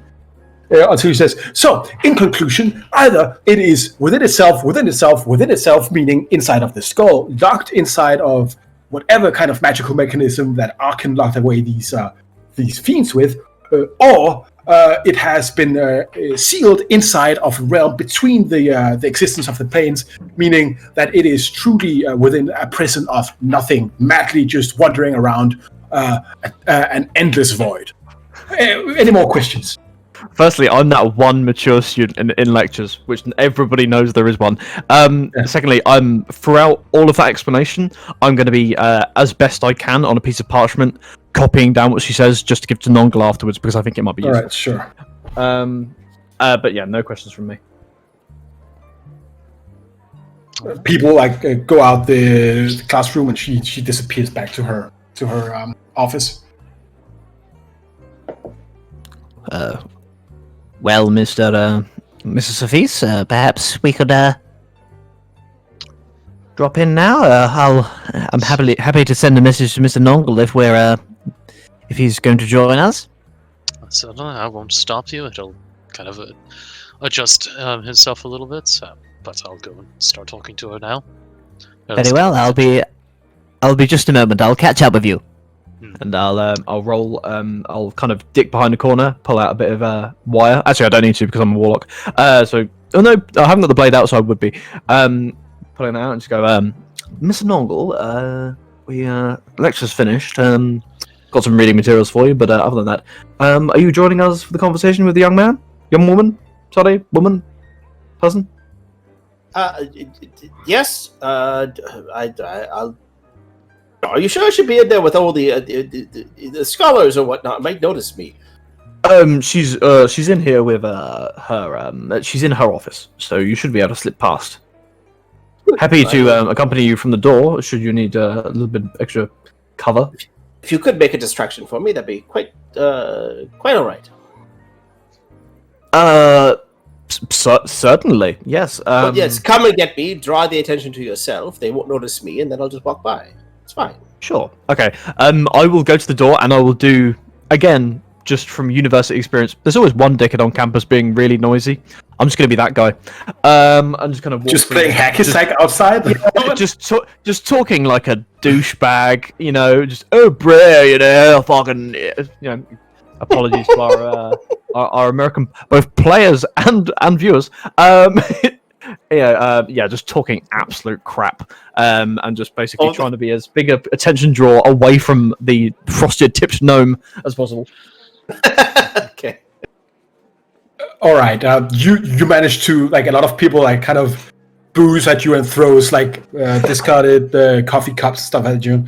As come on, yeah. Oh. Shut up, Chad. That's totally out of order, Shut man. up, Chad. Oh my god. What are you doing? A girl comes up to you and just slaps you across the face and says, Stephanie's pregnant, and you haven't even replied on her letter, and then she storms off. Candice, why are you doing this to me? You're totally bringing me down here, man. Come on. should just like be a father for once, right? Look, man, I'm more like the wind. All right, I kind of just, I go. You know how it is. Basically, my entire perception of Americans off of the Californian sketch from SNL. But yeah, just chill out, man. Halflings can pretty much raise themselves, so who cares? This is fantastic. So Oust is just like mistaken for some guy and is loudly arguing with this girl, and you slip in, Noggle. After a few minutes. From an in-game perspective, Oust is really, really just hammering that new actor feat. That's all he's doing. Fantastic.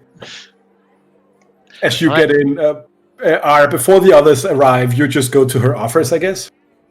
Yeah, I'll catch up with her in the halls, and as you come near her, she says, all those disguises, they're not for the people without a sight. And she looks at you with her big milky white eyes and the snake kind of smelling in the air in front of you. No, you're absolutely right. I did always find the fact you chose a snake as a familiar creepy, but that's besides the point.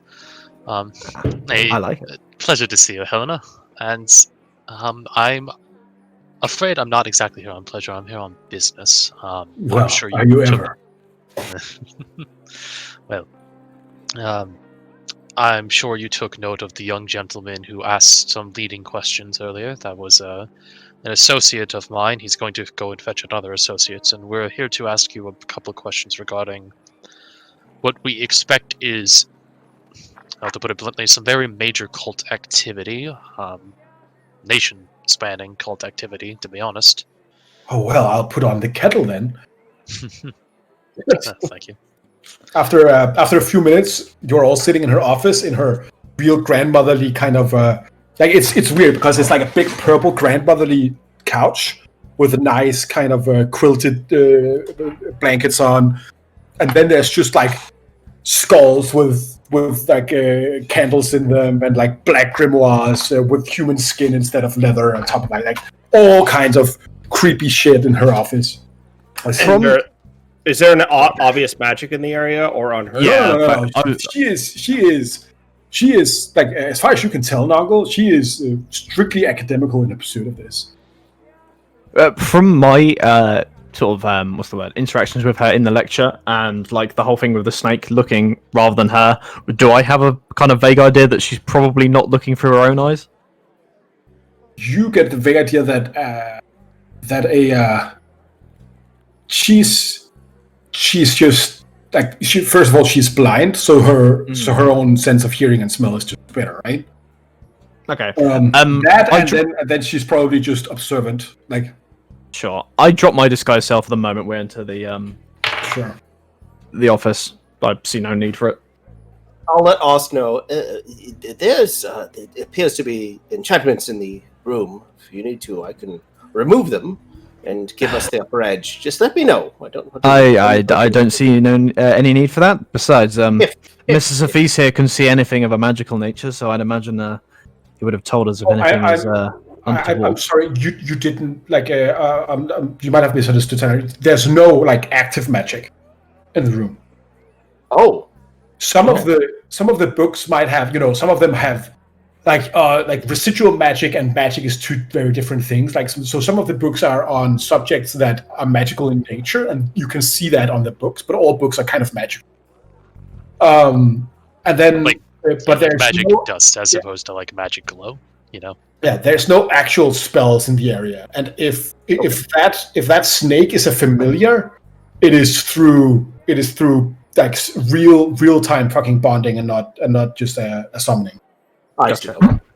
Right. That's what I was thinking of doing, is dispelling her familiar, and then she could see, right? But yeah, I don't think there's any need for that. Seems like a perfectly nice woman. Also, while we're here, you might want to take a look at this, and I'll kind of pass the sort of, as best I could, jottings down and diagrams of the kind of metaphysical discussion she had in terms of the storing of the soul within one's own soul, kind of whole deal. Could be of use to you. She did mention about, other planes, etc. I know you are looking into such things. Noggle, give me an Arcana check as you just like glimpse through this. 24. 24. All right. As you have a look at this, pretty interesting theories. You know the story of how the demon worshipping kind of kingdom of Horus was subjugated by Arkan, and how he kind of banished the archfiend Mammon into himself. Like she needs a lot of practical experience, but like from what you can find out in books, it's pretty fucking impressive. She's probably like, from the best thing you could guess, the fiend is probably either locked within an object somewhere or within the skull itself. Would be your guess, but who knows? It's Arkan. He was stupidly powerful, like Wizard Jesus, right? Yeah, so Noggle will look over your page. Seconds, he looks over your page and says, "Ah, she's a fool," and hands it back. Okay.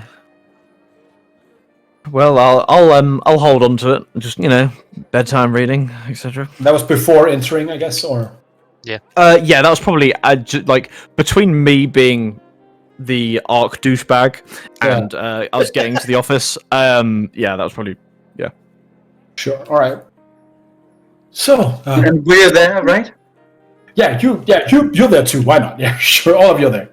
Yeah. You're just the rest of the frat bros that we just walked through at the same time. I'm still Barney the Dragonborn. Barney the Dragon. So Barney. Barney the Dragonborn. Barney.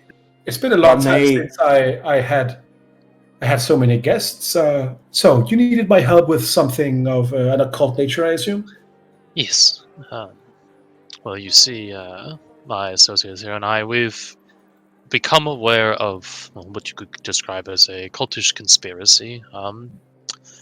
And I was hoping you could maybe help us identify their intent or maybe their target of worship, if indeed there is one, from some of the information we have available to us. What do you know of this ritual? Well, the ritual itself, not much, but we know a fair amount of the material, he says with a pained look, that goes into it. Namely, a rather large number of people that fit the description of young 11 or so of age girls. And this has been such a consistent factor that they've actually had to be taking slaves in from other portions of the sea, as far as the Hajari Emirates, to continue to meet their needs. Oh, They are clearly painstakingly careful in their efforts, as far as I am aware, they've only really made their presence known once, and it's possibly entirely on accident that they did so. right. Do you have, looking to Nurgle and Otz, do you two have anything further to add to this? Any more details about this ritual you might know that I don't? No. Well, I mean, since we're here, I see no point in holding back. We were informed of this by a creature, I would say, who was in charge of a slaving ship born out of the Kalari Desert. As you say previously, Mrs. Hafiz, we've happened upon this by chance more than anything else, and I think were we not to have found it out, then we would have had no idea. We also intercepted a caravan at whatever the name of that city was, on the way to this fine city. But yes, we know very little about the ritual itself or its motives. But well, we figured you'd be the fine woman to ask. Well, the whole, like, she sits down, she comes, she says, well, the whole reason that otherworldly beings or gods or fiends or other kind of other planet beings are so dangerous is because they peddle in souls. It is their food. It is like you can't, like, they can't just eat a person, right? They can't sit down and eat you for the meat. They have to eat your soul, but the soul cannot just be taken by an otherworldly being. It has to be willingly given. But willingly given in this sense could be taken. So let me put it like this: if you are a god, she says, you can't just kill some person in our plane and take their soul. But if someone sacrifices that soul to you, that is something different. Do you see the distinction? She says. Absolutely. So souls are powerful. It is what connects the material with the metaphysical. It is what allows people like you and me and all of us, if we study or practice, to do magic or truly interesting feats of strength and endurance. That a currency? In some way, or a fuel, if you in another way. She 666 in prime condition, young, innocent souls being the most valuable, most powerful.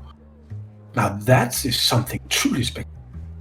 What could the symbol? I guess within a specific arcane constellation, what would 666 souls sacrificed at once to one being be capable of setting loose? That very much is the question. Indeed. Oh, it is theorized, she says, as she puts out a map of Staunch Flow, and she kind of highlights the septagram.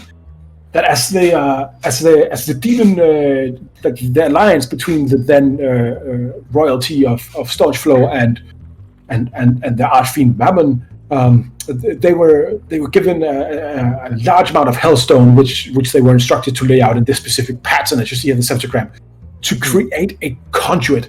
The exact nature of what I am not sure, but it hasn't been active, at least since the fall of Mammon and the Great Embrace.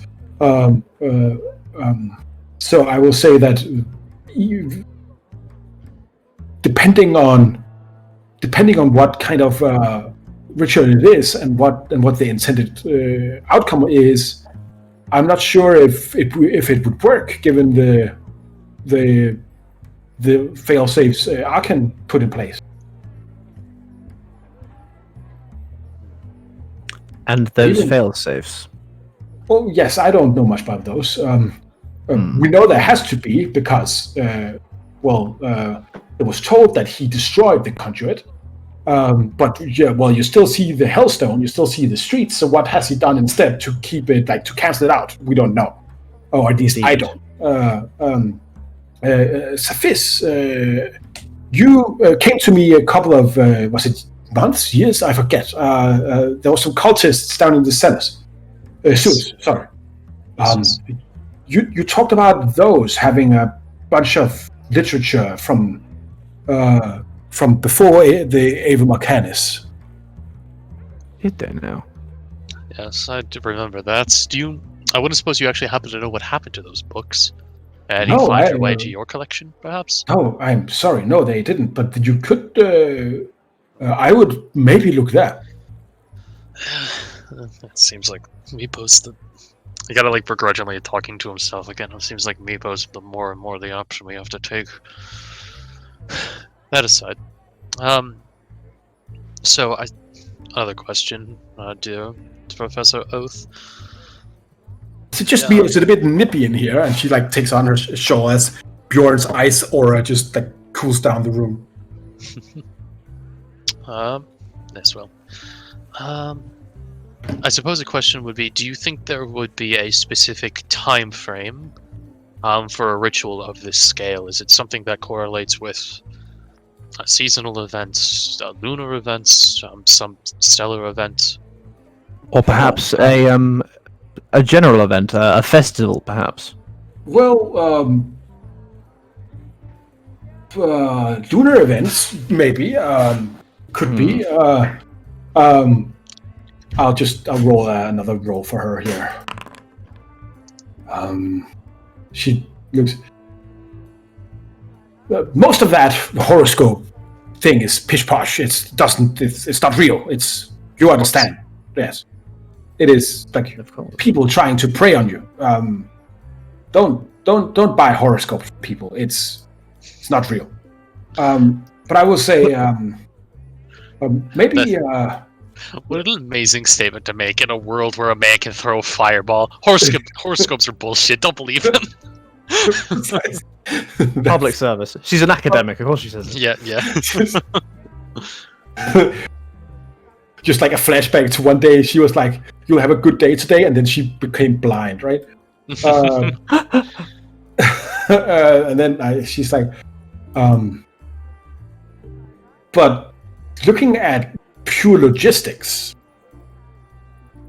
gathering 666 people in one place to do an elaborate ritual, which needs constellations, which means configurations, material components, everything. Yes. That is the question. Where are they keeping everybody? Do you think, Professor, do you think that the sacrifices need to be made at the same time? Oh, they need to be directed magically to the right recipient, right? Right, but so either you'll have a direct gate to the recipient, or you'll have to make a ritual to direct the souls or towards whoever. But do you think this needs to all happen congruently, or is it more? Yes, most certainly. Okay, so they can't just store them in a soul jar somewhere and then just throw them into the ritual. Okay. No, they have to be alive and then roughly at the same time. That's somehow abject more terrifying because they plan to kill nearly 1,000 people all at once. Actually, there's a psychic feedback, I'd imagine, in the death of a number of people of that magnitude. Precisely. Remember, it's not just them; it's the people related to them. I'd imagine that amount of grief at once could pretty much summon anything. Sure, but more to the point, that means they are somehow capable of killing nearly 1,000 people in a relatively short amount of time. Have you met the Chthonian Empire? The Chthonian Empire has. You can do that in a minute. The Chthonian Empire has a formal army. Who says these? Who says these folk don't? That's the point I'm making. I'm worried that they suddenly become much more worried about our lack of numbers. Forgive me, my lady professor. You mentioned before about the conduit of the possessor of said soul of Mammon. This, were it to be a skull or similar, are they still such artifacts still kept within the city? Oh well, the skull of Mammon is the throne of the Duke. That is the throne, of course. Sorry. Yes, the themed skull throne. You can get postcards with it. Delightful, I'm sure, but very well.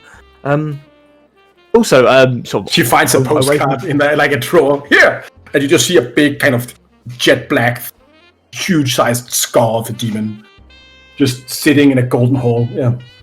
Delightful detailing. Just a side note.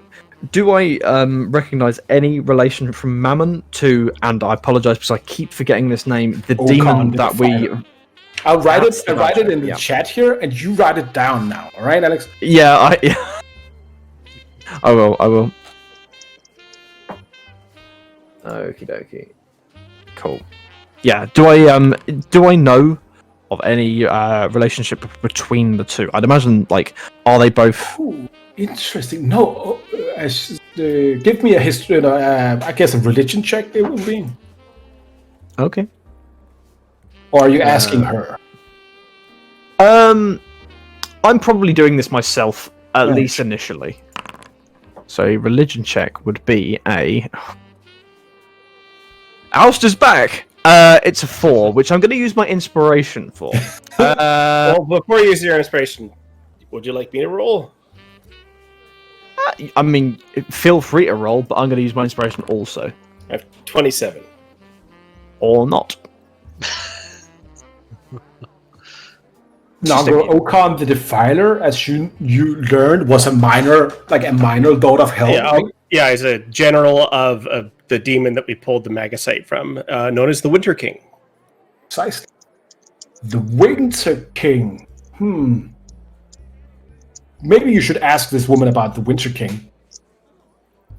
You might get a name. Right, Nong will pop up and be like, many things you're saying are quite flawed, actually. You call yourself a professor, but you don't very... Sorry. What do you know, if anything, about anything? Sorry, about the Winter King. Oh, Levistus. Levistus, the Prince of Stygia, I think the 4th or 5th layer of hell. He's a brother of Mammon, actually. Right. He lives. But of course, all of this is a long time ago. All of these demons and gods have surely and luckily died out. But we might learn much about the history. What do you say? Surely, yes. And we are so very, very hungry for knowledge. Yes. But good to know. Good to know. Very well. And of course, on your earlier note about the devouring of souls, it works. I'd imagine one would say both ways. You know, an evil entity can devour a pure soul, but the opposite can also occur. An entity of virtue, shall we say, could devour one of evil. Yes, definitely. Mostly not. Mostly entities of virtue will try to, or at least in the terms of most gods that were around before the Great Embrace, would try to get their worshippers to willingly follow their ethos and then die and be buried in their name, thereby gifting their soul to the great beyond for some kind of eternal reward. That's mostly the modus operandi of the quote-unquote good divinities, whereas evil divinities eat, take, steal, pillage, plunder, that kind of thing. And we speak of gods here, but can a non-divine being, a creature not of God, an entity not of the gods, can they devour souls? No, well, yes. Or at least theoretically. Any historical examples? As you say, I'm quite the historian myself, but hunger for knowledge. Well,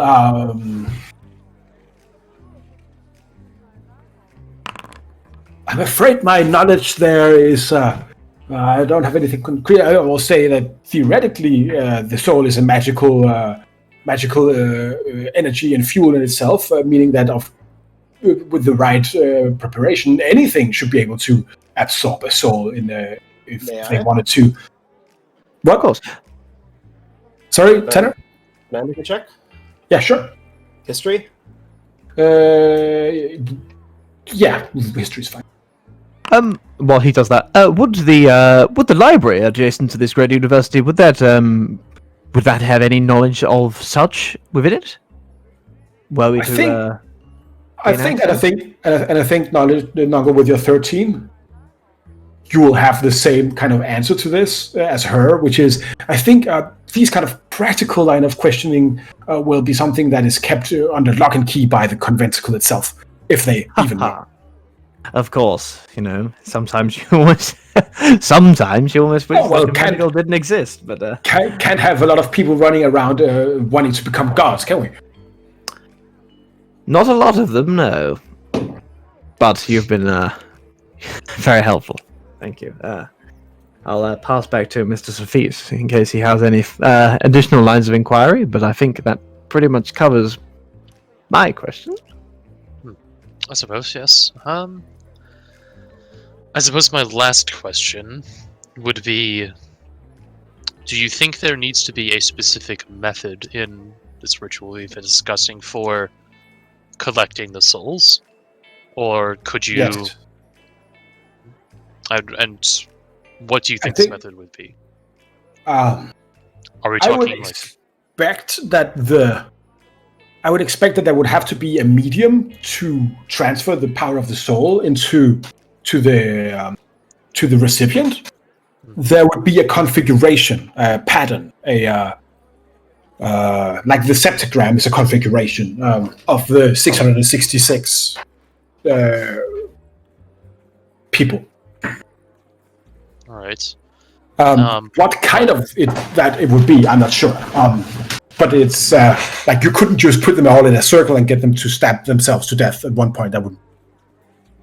You have to do magic. There's material components, specific words, and yeah. But more to the point, I think I mean very specifically.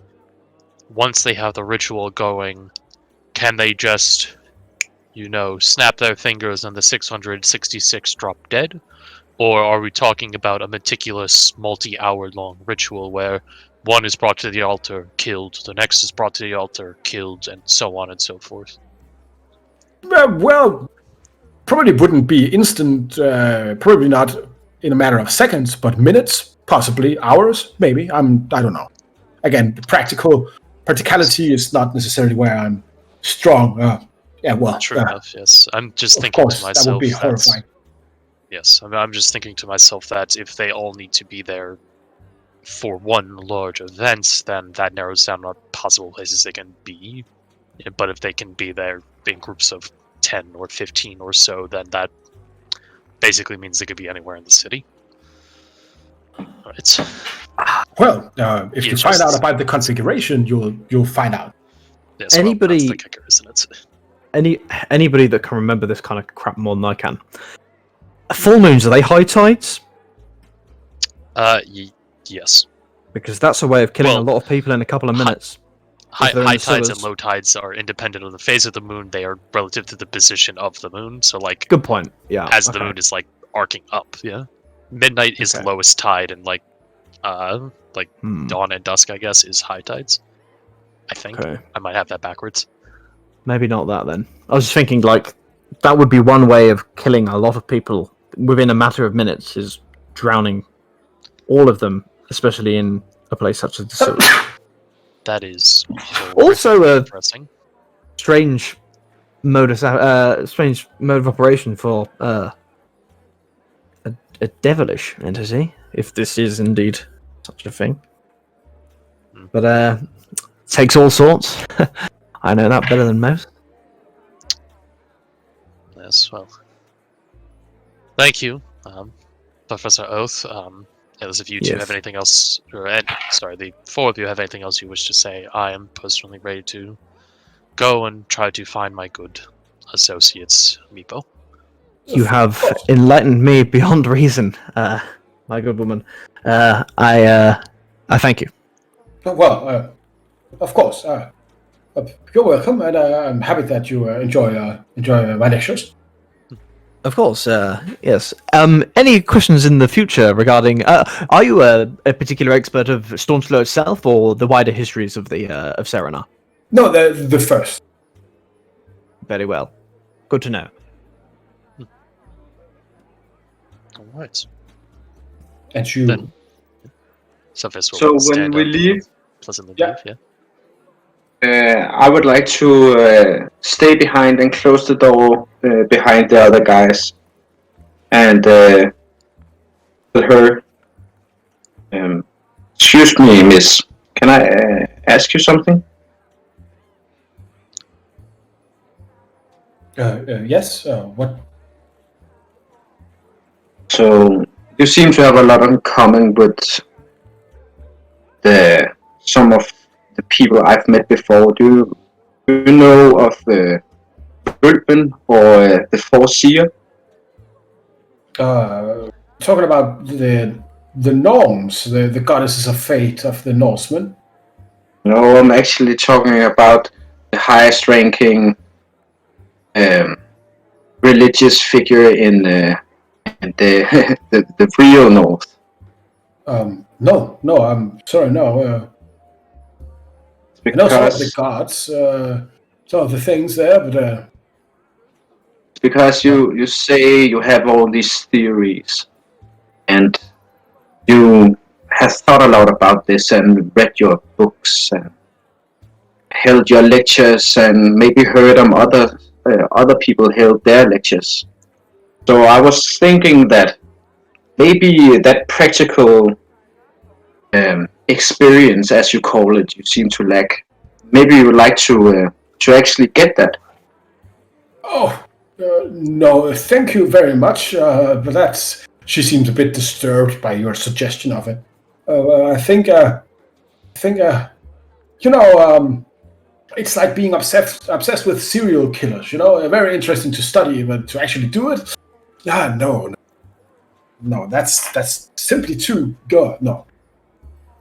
But if you ever reconsider, well, just board a ship to Grimsfjord and ask for meeting with Völven. Said the White Bear sent you. You might get to actually experience all of these things and all of this past you talk about. Well, become presence. And what we really study in the North is future. That's the exciting part. Okay, I'll keep that in mind. I think it's best you leave. I leave. All right. Oh, welcome back, Bjorn. Had a nice, pleasant conversation. Oh, I just needed to say some stuff. What was that about Bjorn? What did you say to her? Oh, she's so smart with all her books. Books The are real one thing, thing Bjorn, is- but no. adventure is another. The real thing is, Nungle. The books only speak of past.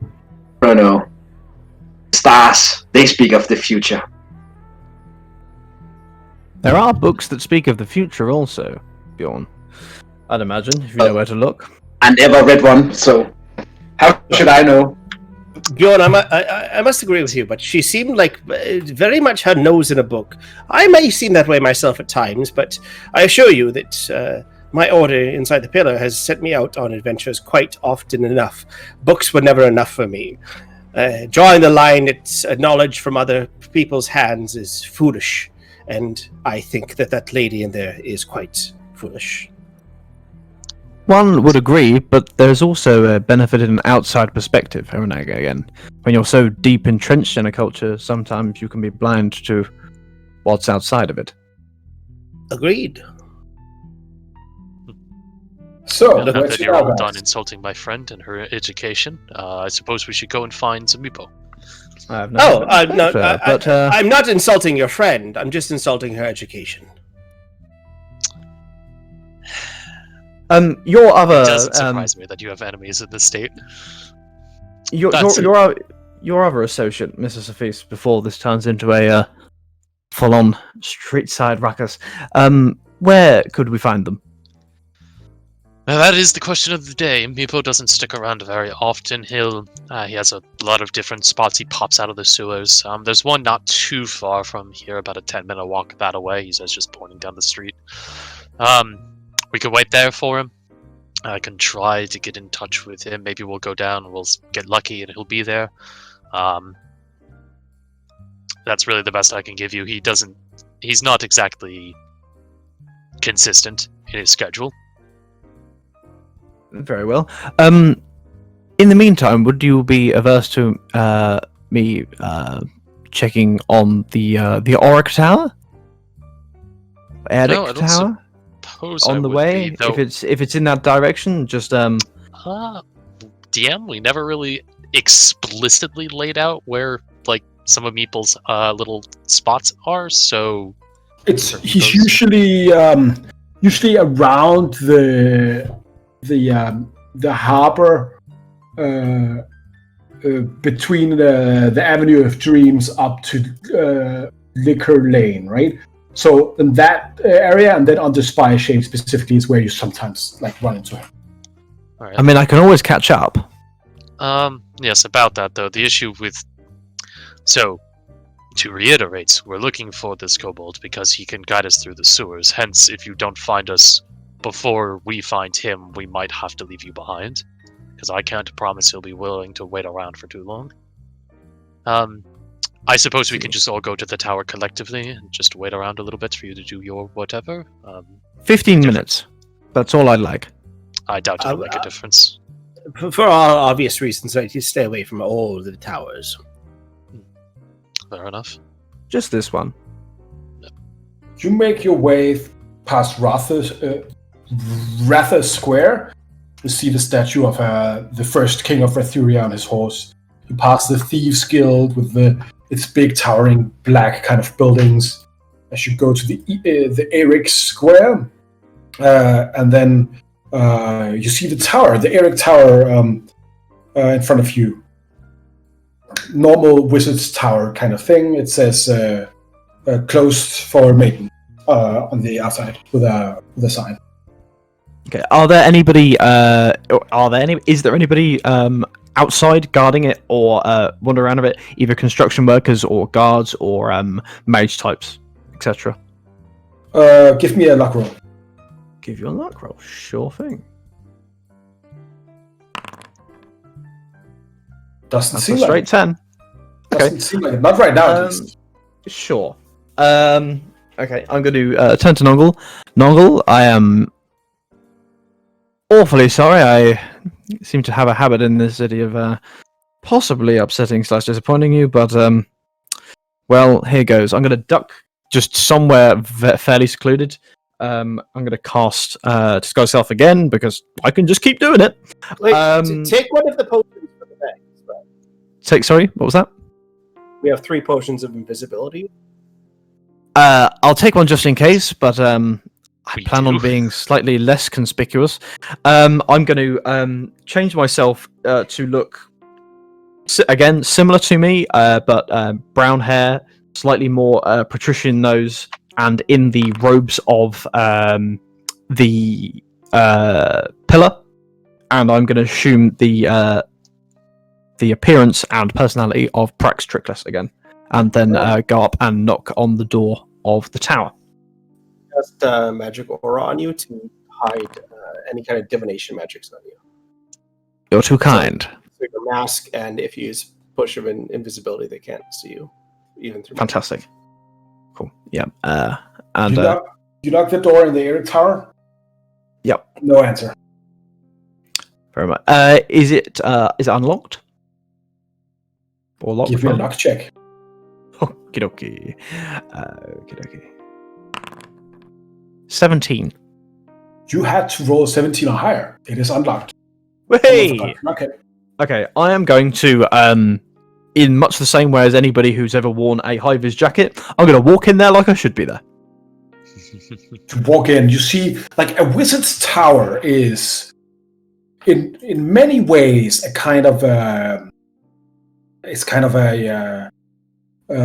awe-inspiring. It's meant to be an awe-inspiring presence. You come in, it's like a circular room. You have these arcane kind of glyphs and beautiful tapestries and all kinds of things, like just hanging around on all the walls. You see the stairway going up, of course, around. You see the circular kind of room where people can sit on the pews to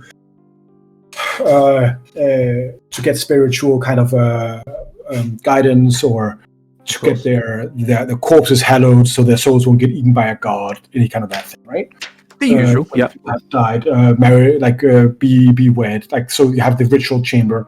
You also see the cellar kind of the cellar staircase behind behind a few kind of like cabinets, basically. Okay. I will go towards this cellar space. I'm assuming a construction floor would probably be in the foundations, so I will go towards that. All right. And if entrance is possible, I will begin to make my way down. You as you go on, you see the door down to the cellar is ajar. Okay. As you listen down, you don't hear anything. Like you can hear the kind of hustle and bustle of the city outside, but nothing down the cellar. Okay, I will continue. I will not be stealthy. I will, as I said, I will continue to act as if I am exactly where I should be. You as you go through the ritual chamber, you see a lot of kind of big kind of like wooden kind of rafters being put up to kind of support the interior of the tower. as you go down the cellar staircase, you also see these kind of things. As you come down in the cellar, you find it's basically just there's a lot of kind of things in storage down here. Okay. A bunch of dusty kind of tomes and some extra clothes and some statues that have been come out of use. It's like pretty, just a bunch of extra chairs, stuff like that. Okay, nothing. So nothing reasonably valuable. Just no. Well, I guess if you wanted to, you could probably fetch some money from some of the tomes, but it's this is like a village, like a village church, right? Yeah. Okay, that's fine. Okay, yeah, I will. And is this room the furthest down I can get, or is there? Or does it continue downwards from here? Give me as you look around, you see some of the chairs have been kind of moved over, and as you come closer, you see that a bunch of bricks have been ripped up off the floor. Sure. And there's a trapdoor that used to be bricked up. That is okay. That has been opened up, and there's just darkness. And a winding staircase underneath the cellar. I will. And how far down do I think I am at this point? Just you are one story down. You are like maybe two meters, so like 6 feet underneath street level right now. Fantastic. If I get more than 500 feet down, do let me know. Okay, I'm going to keep going. You keep going, Ast. Also, I'm going to really low-key cast... and we never spoke about this. Armor of Agathis, would you consider that to have a visual... a visual, like, thing to that spell? Not with Disguise Self. Excellent. I will cast Armor of Agathis on myself just in case as well. Are they both concentration? No, Armor of Agathis is not. No. Okay. Well, there you go. And neither is Disguise Self. Oh, is it not? Oh, fair enough. You can feel how underneath your kind of weapon, or underneath your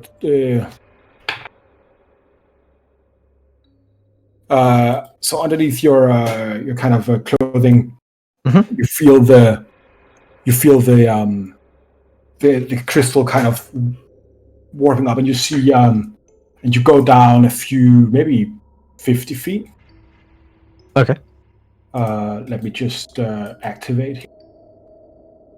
And I will put Oust on the here, and I will put down an observer as well. Okay. I will put down the Boxo Man is right there. As you can see, I found out that if I'm doing dark vision, it's now all should be monochrome. Oh, fantastic! Cool. As you come down the stairs, you see a big kind of circular room in the bottom of this. It seems like it has been built thousands of years ago. Okay. On the sides, you see two kind of wall sconces where statues were. They are smashed across the room. You see like bent kind of stones, blood everywhere. And then in the middle, there's like a statue. It has golden streaks worked into the metal. And it seems to be holding a staff going into like a hole in the middle of the room, but it's gone. The staff's gone. Okay. Do I... who does the statue look like it's depicting, and do I recognize that creature, person, entity? Give me a history check. Sure thing. They I can do.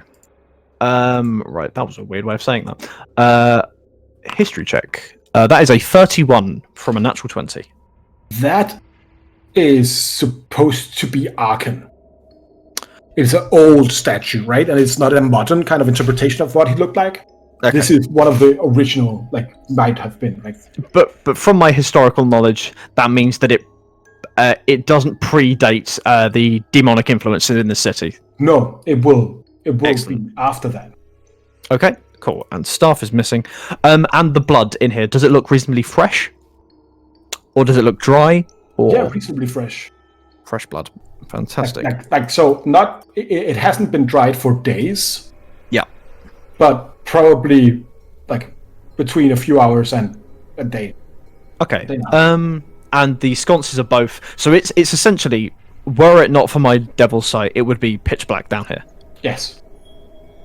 Okay. And I would like to just sort of very slowly walk around and just check behind the pillar, because obviously I have no vision there. I'm happy to move myself to there just to see whether I can see anything further behind the pillar. Or whether, sorry, not pillar, the statue. Just to see whether I can see anything out of the nothing. ordinary. Like you also see blood. Like one of the. It seems like one of the. Like it seems like whatever was down here fought the stone statues on the floor, right? The two destroyed stone statues. Gotcha. Okay. Right. Yep. So it looks like the statues may have been defending this area. Probably. Excellent. Okay. Right. I'm sort of really drawing upon my full archaeologist background now and doing the full Indiana Jones. Can I check around the base of the statue to see if there is any kind of airflow? This here? Yeah. Go ahead and go up and give me an investigation roll. That is a 21. Doesn't seem like that, but it seems like it's a pretty deep hole. Pretty precise. This is circular. Like, just making a circular hole is not easy. Okay. Assuming there is some pieces of stone loose that are sort of, very small pebble-sized, gravel-sized, that are smaller than the hole significantly to the point where I can drop it down. I'd like to pick one up and just drop it down the hole and basically just listen out to see how far it drops down. You listen. Almost immediately you hear it, so it's no more than 3, maybe 6 feet. Cool. Deep. So it's not a drop. It's just a indent essentially in the wall. Okay, good to know. Let's see. I do not have anything on me in terms of staff. However, just remembering back to the conversation we just had with Helena, she said that there are a number of conduits were put, a number of defenses were put in place by Arkham to break the conduits for the previous ritual. Is that correct? That's the theory, at least. Yeah. Fantastic. Okay. I will just take another quick look around just to check whether there's anything more out of the ordinary. I doubt it, and then I will begin to make my way up. Okay. 25. Ooh. You find a tail of a... give me a nature check. Oh, this won't be good. Oh, it will be. 20. See, where are these rolls like for the last 14 sessions? There we go. This is too big to be a rat. It's also too big to be a dire rat. Oh, is it a rouse by any chance? A rat of unusual size? Maybe a were-rat? Oh, that sounds very sewery to me. Fantastic. Okay, with that, I will pick it up. I will stuff it into my bag and/or pocket, and I will make my way up. I will be very wary of any noise that I can hear coming from above me, and the moment I hear anything, I will stop dead and not move any further. You come up. There seems to be nothing happening as you make your way up. I will make my way out of the tower then, and back to the group. All right, I should make your way back to the group. After maybe, 20 minutes, 30 minutes, I'll come back. Probably about that now. All right. Chaps. Welcome back. Did you find anything of interest? Couple of things. Your friend mentioned a couple of arcane defenses put in place by Arkham to stop the ongoing ritual within the city by Mammon. Yes, she did. I would be under the impression that the towers that surround the city, or are in a pattern within the city, all contain a similar thing to what I saw inside, each with a statue holding a staff. I believe these staffs might be a conduit to a warding magic. I'm Sorry to announce that stuff appears to be missing. I also found this, and I will pull out the were-rat tail and hand it to R. You hold it out to him, and he's just like, "That's disgusting. Why would you take that with you?" Because that is not of a rat. And it's not of a Obviously. dire rat. Yes, but why would you take a dismembered limb and just put it in your bag? That's whatever. Evidence. Yes, certainly. I still don't. I'm just providing. I'm just providing proof to you. You know. That you look. Truth be told, I would have believed you if you just told me. That whole aside, he just again looks at it peculiarly. But, if it's a were-rat, I mean, there are were-rat gains in the sewer. And there is one particular I told you about earlier, but there's if one were-rat tail is the only thing to draw off of, it's not necessarily her gang. Very well. I suppose our best bet is to find Meepo. Find Meepo, get in the sewers, look around. Maybe he'll have heard something. Maybe he'll have known something. He does get around with his group. It sounds like there may have also been some kind of scuffle. Put it this way, I didn't take this tail off of them by force. This was down there, dismembered on its own, disembodied, as it were, with some reasonably fresh blood upon the floor. That's noteworthy, I suppose, yes. He just like stands there and thinks to himself for a moment. Alright. So, when we go into the sewers, we're going to ask, maybe, do we want to prioritize maybe trying to find this ritual sites? Maybe where they're keeping the captured girls? Perhaps that's two different places, perhaps it's the same place. But let's assume for now it's two separate places. Which one do we want to prioritize trying to find? If indeed the ritual requires the missing children as a component, I figure that removing them from the equation is the best chance we have of stopping it initially. All right. Does everybody agree with me? Sounds logical.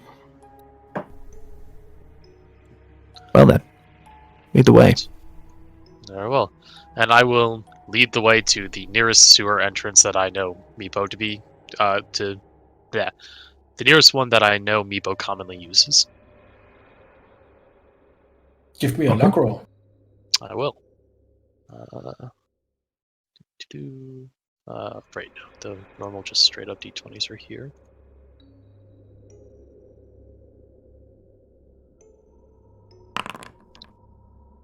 Can I use my lucky feat on this? No, but you can use inspiration if you. Alright. I know you said no, but I'm gonna just try to make the argument. It's a luck roll and a lucky feat. Fair. Go ahead. Alright, thank you. 15, and mark off 1 luck point. As you jump down the sewers, do the rest of you follow suit? It's like kind of a long staircase down. Yeah, of course. Yeah, of course. Yeah. As you come down the sewer, you like your pupils dilate as you begin to see with your dark vision around. You hear the splish splash of a 2 steps as you look down to your right as you land. Meepo just stops in front of you and is like, "Many man things in sewers. We must hide this way." And then just grabs you without thinking about the rest of you and just like takes you down a corridor to the right. All right, And as that's he does where so, we will start our next session. Okay. Good to know. Whew. All right. So Next time on D&D, the giant rat men are here to kill us. we'll see. Well, thank you all for watching and for listening. Skaven, is right. I when I'm thinking about sewer kobolds, that is where my mind goes. Thank you all for watching. Thank you all for listening. We'll be back in 2 weeks for the next session of Storms over Cerenar. we've been listening to some good music today, some noir themes. As we're moving into a more investigation kind of genre here in the campaign.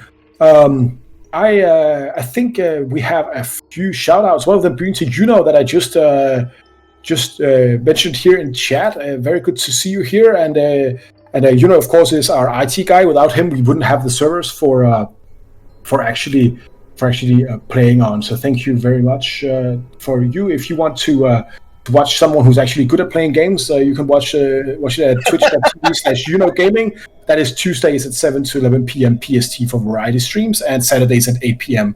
Until midnight for Star Citizen. Please do check it out. It's actually pretty fantastic. He's got a nice little group of people there. So yeah. Again, thanks for Discord, Twitch, and for Foundry Virtual Tabletop for making this possible, and for Ambiences by Michael Gelfi. Look at his amazing RP music on his YouTube channel, youtube.com/Michael Gelfi. The link is in the description, along with other credits and other links in our About section. I think that is all. Thank you very much for watching, everybody. And you can follow us and get notifications on when we are doing new things. If you follow us here on Twitch, or if you follow us on Reddit, on the subreddit Epic Boon. Anything else I'm missing, guys? You're seeming pretty good. Seeming pretty good. Well, thank you all for watching, and take care until next time. Bye-bye. Bye-bye.